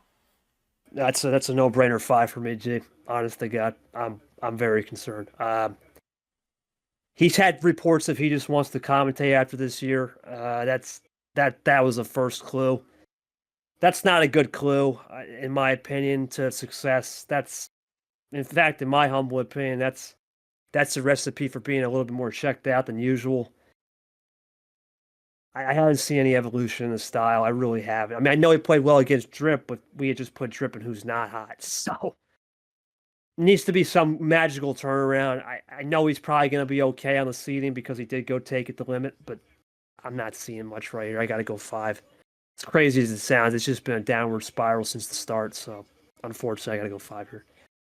I don't necessarily disagree with you on that. I have him at a 4, but I mean, it is concerning with how the start of the season gone. He is pretty much the player with absolutely no momentum at this point. He just needs to find something to light a fuse. Because right now he has absolutely nothing. He's barely hanging on above the bottom 12. But jumping into the last person above the cut line right now, ironically, the person who was 52nd on the grid at the end of the season last season, Asim Acosta. Any thoughts on Acosta here as he finds himself in the same spot he was at the end of last season? Yeah, it's just another 5. It's a no-brainer. Once again, another player that I'm not seeing. There's not much ceiling to grow anymore. Like I said, he hasn't had any D1 active player. We won one game with Fitzy, but that's not an active player anymore. I don't know where he's going to find that extra win when there's very few players that play that well. I mean, Dark still, but even Dark sped up. And Yepes, yes, he drags out games long. That's ISO. This man just plays a little slower than usual. It's kind of a dying style, right? And unfortunately, there's only a few that's going to have that. I think him, DJ, are the 2 guys I got to look at 5s because I'm not seeing much right here. So I'll have to go 5 on this one, G, unfortunately. I'm going to agree with you. I have 5 for Acosta also. It's just, I think the writing is there where it's like it's going to be tough for him to find that win because the only win he has in his career is against a guy who's in D2 right now. So this is looking bad for Acosta. He needs to see something quick and fast because otherwise he could be in trouble. All right, now moving into the people who are currently in the bottom 12. So if the season ended today, these would be people in the relegation tournament. Starting with Brian, who had some optimism after tournament 1, but some of that optimism kind of died down in tournament 2. I'm gonna put him at a 3. I could see him do something, but I think tournament 2 has put a little bit less faith into that camp for me. But thoughts on Brian here? It's been a bit of a mix of what we've seen from Brian so far. Due to the fact that I don't know which Brian shows up from game to game, I'll go 3 as well. If it's the Brian against Japez, it's the Brian against Nam, watch out. If it's the Brian against whatever the hell that was against Myth last year and I guess this last round against Carson, it's not going to work, right? So I think he's too wishy-washy. I think 3 is only a fair assessment. That's my belief, so I'll go 3 on that one. All right, moving on. And ironically, we did a list of this also when we were talking about it in the Uno Lounge. But comparing things to last season, Varigola, currently 54th on the grid, is in the exact same spot he was at this point last season. He was 54th on the grid last season to this point, and now he's 54th on the grid this season. I'm giving him a 2, and that's mainly because of the fact because he's dug himself out of this hole before. We've seen him do it. So I have faith he could do it again, but again, this is just not a great start for Gold. This is not what he wanted to do, especially after last season, to find himself in the exact same spot. Any thoughts on Gold? This is the second player I'm going to put as a 3 as a litmus test game, and same with Lamas. I think he needs a spark. I think he can't rely on the summer anymore. You got to turn it around. It's come from the heart. It's come from a good place. You got to figure out what was working in 2023 and modify it to get back to where you were in really the end of the season of 23. Because remember, he won mid-season 23 T3, and he started to cook in the playoffs in Super League 23, and then of course T4 last year. I think this is one of 3 players I'll put it at 3 in a sense that it comes down to really just lighting a fire, and I think he needs to be lit a fire. And if he can get that fire started, watch out. But if he doesn't, then it's over. So I'm going to have to go 3 on this one. Similar to Cody Lamas, has the potential, just has to find a little bit more on some other avenues to get back to where it needs to be. That's only more than fair for sure. All right, and now moving into the next spot here, the only rookie in the bottom 12 right now, and it's the D2 champion, Steven. I mean, this has been a great start for him. 3-8 on game, 4-8, lowest 4-8 on of the field right now for the game record. I'm gonna have to put Steven at a 3 here. I've not really liked what I've seen out of him to start the season, and I know he's capable of good stuff, but it feels like he's just been all over the place to start, and I'm getting a little worried here. He's got to find something soon because the momentum is not on his side right now. And this is the D2 champion from last season, so bit of a shocking start. But any thoughts on Steven here as he doesn't have a great start to the year? Nah, this is a straight 5 out of 5. Gee, I haven't seen anything from him. I mean, the guy was playing in the middle of a school. I mean, there needs to be a serious, forget the game. He's got to learn how to get back on the table of just being a proper player in terms of composure, aligning with himself, getting himself and his ducks in a row. If you don't do that, you're not going to be successful here. This composure thing, if you table talk, I understand table talk exists, but gee, who does it up here? It's not many. It's very rare that you see it. There's only maybe 1 or 2 guys that even venture into that. And I'm just not seeing anything. In fact, I had even said it could be a disappointing start. Unless he turns the composure stuff around, I got to go 5 out of 5 here. I'm not seeing much for sure. All right, then we'll move on to the 3 wins here. Oh, man. Starting with a shocker here. Brad in the bottom 12. I don't think it was on anyone's bingo card to start the season, but 3-8, not a great start. I think this is ultimately going to be my last one, but if he loses tournament 3, that might shoot up to a 4. Yeah, I feel like Brad can find a way out of this, but it's not a great start to the year. And again, if he loses tournament 3, then I think the alarms have to start going off. I'll give him a 1 only because we know what's coming up next. It's his tournament. He's the defending champ. He's going to have to... He can't... Listen, the defending champs in the tournament so far to start the year lost round 1, and I made a final 4. So it's been hit or miss on that. I got to think that tournament, Brad should have lost round 1 anyway. He should have lost. And he found 9 lives. I think he's going to want to put a spark to that. I'll go 1 here, but it's got to be something from his home. It needs to be his home come late April and for sure early May to give some momentum back in his favor for sure. All right, moving on next here. And it's your boy Sean Hard. My buddy. Yeah, not a great start to the year. I don't know. From what I've seen, I'm putting him at a 3 here. I don't think the alarms are fully on yet, but it's like I think he's really what Ard needs to be doing is keeping his head down and getting what he needs to get the job done. But unfortunately, his head has been pretty much blowing up right now and pretty much been exploding fire. So yeah, it's not great right now. It's been a bit of a hot head start for Ard, which is not what he needs, and I don't know. He's just gonna have to find something different. I have him at a 3 right now. I'm curious what your thoughts are on this one. I'll be the last guy to put it at 3. It's gonna be another litmus one. So I put Cody Gold and Ard because I think they need a little bit of that spark. I think the boss saying that's going to give him a little bit of that spark in a good way. I think for Ard, it's look, we all know him for these round 1 victories and people, playing people close, but it hasn't been the same round 1. I mean, that was the old bot. A lot of those wins were on the old bot and new platform here. And he look, last year was different.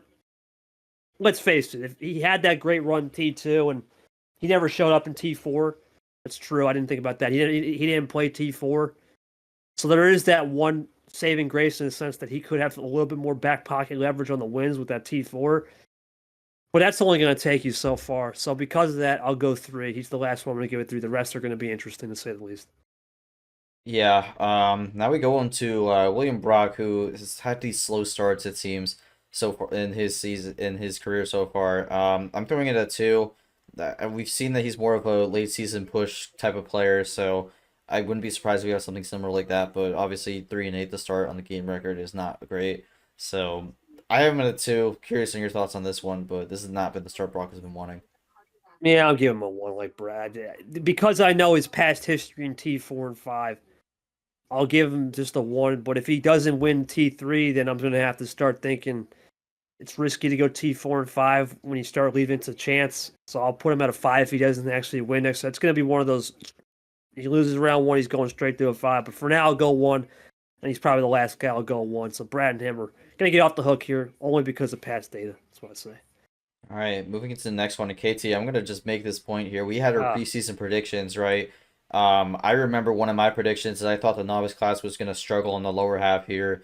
And what we have here, 59th to 63rd are all novices. That's 5 straight. And you throw Brian in there as well. And Acosta's a novice too. So, I mean, technically, with Acosta, it's right now there's half the bottom 12 is novice. And Acosta's right there on the door. So, this has been a disaster so far for the lower half of the novice class. But, we'll start off this train here with MGR. I mean, oh man, I mean, obviously a legend with the bot and whatnot, but I mean, when it comes to the table, it's just been absolutely nothing for him, unfortunately. I have him at a 4. I just really have not seen a lot from MGR in general. So I'm kind of concerned with that. He's gonna have to find something real quick to try to simmer all of the talk, but it's not looking good for MGR right now.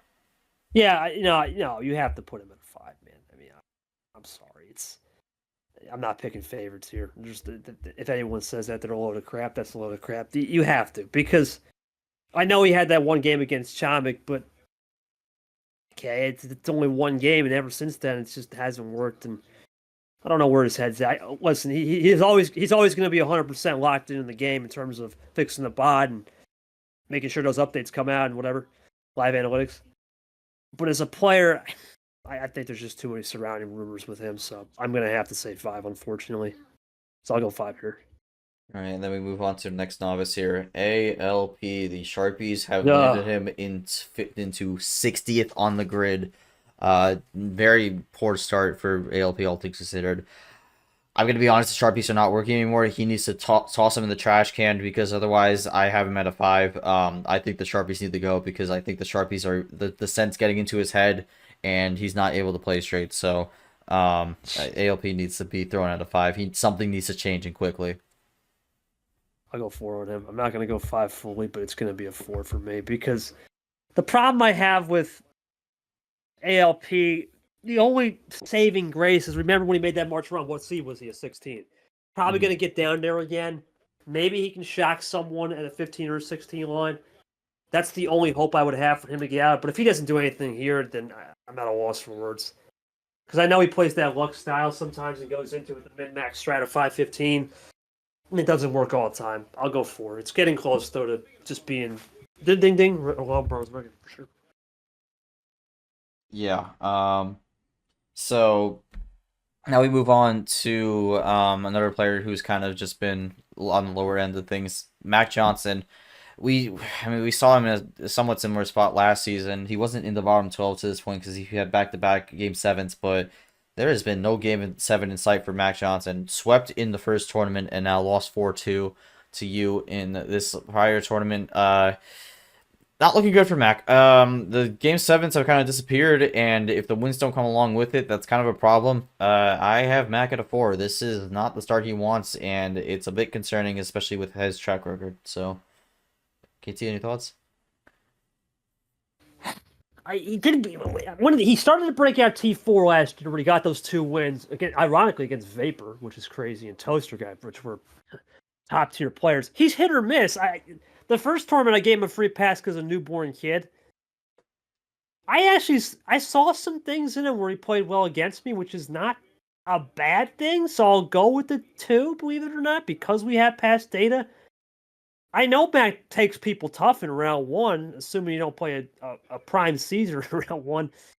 Because of that, I'm actually going to say a 2, but it's probably going to go to a 5 if he doesn't get done T3. That's my belief. All right. Then Kev, of course, is a 10 because he's not coming back. H, I think, is a 5 by default because we don't even know the status of him going forward. Boy. So this last one here, James Ellison. This is a very easy 5 for me. He has just not really shown it on the table so far. He was in the relegation tournament last season, was able to escape it, but he's right back in the same spot as he was last season. And you look at the average finishes. Some of them are not finalized because of the tournament still going on, but he has the worst average finish by over 3 spots, and it is not even close. It has been a disastrous start for the year for Ellison. Not really able to find anything. He's probably going to stay around the 15-16 line going into Tournament 3. I have him at a very easy 5. I think the alarms need to be set right now for Ellison when it comes to relegation. Yeah, it's probably a 5, and I don't see him, even if he somehow, I don't know. Even if he somehow gets a win, I just don't know where that win's going to come from. I don't see a win at all. We know where he's going to be stuck at the bottom of the basement. Those are tough players, man, to play round 1. And when you're stuck there, we saw that with who was it? Leah was a good example. When you're just stuck there, you're hoping and praying it's T5. If you want to be stuck there, maybe it's T5. You get someone that would take the night off for you because they're locked in the Super League, but that's just not a good strategy. I'm gonna go 5, and unfortunately, this is probably a prediction where I think he's done after. If he doesn't get out of here, he's probably.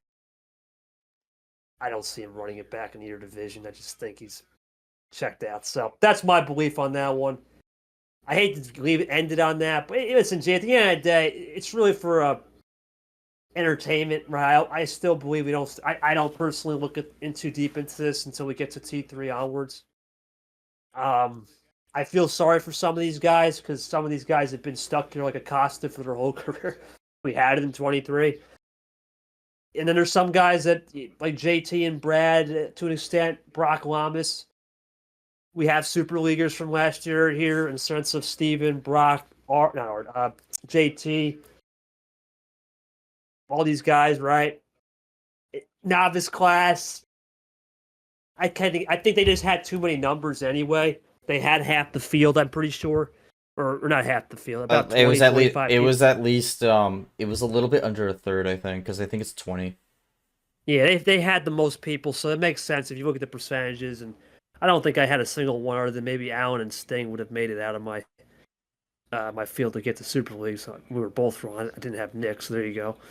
So there you go. It's too volatile of a class. It really is going to come down to, unfortunately, for that class if they can just find a little more rhythm. I'm actually a little bit surprised that there is even at this early stage that there is even a legend there, but it's early.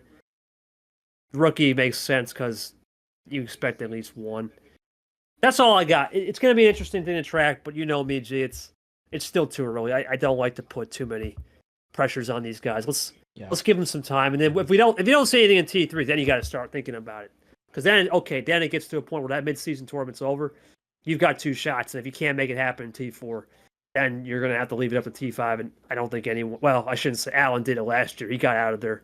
He already made Super League off that, which was crazy.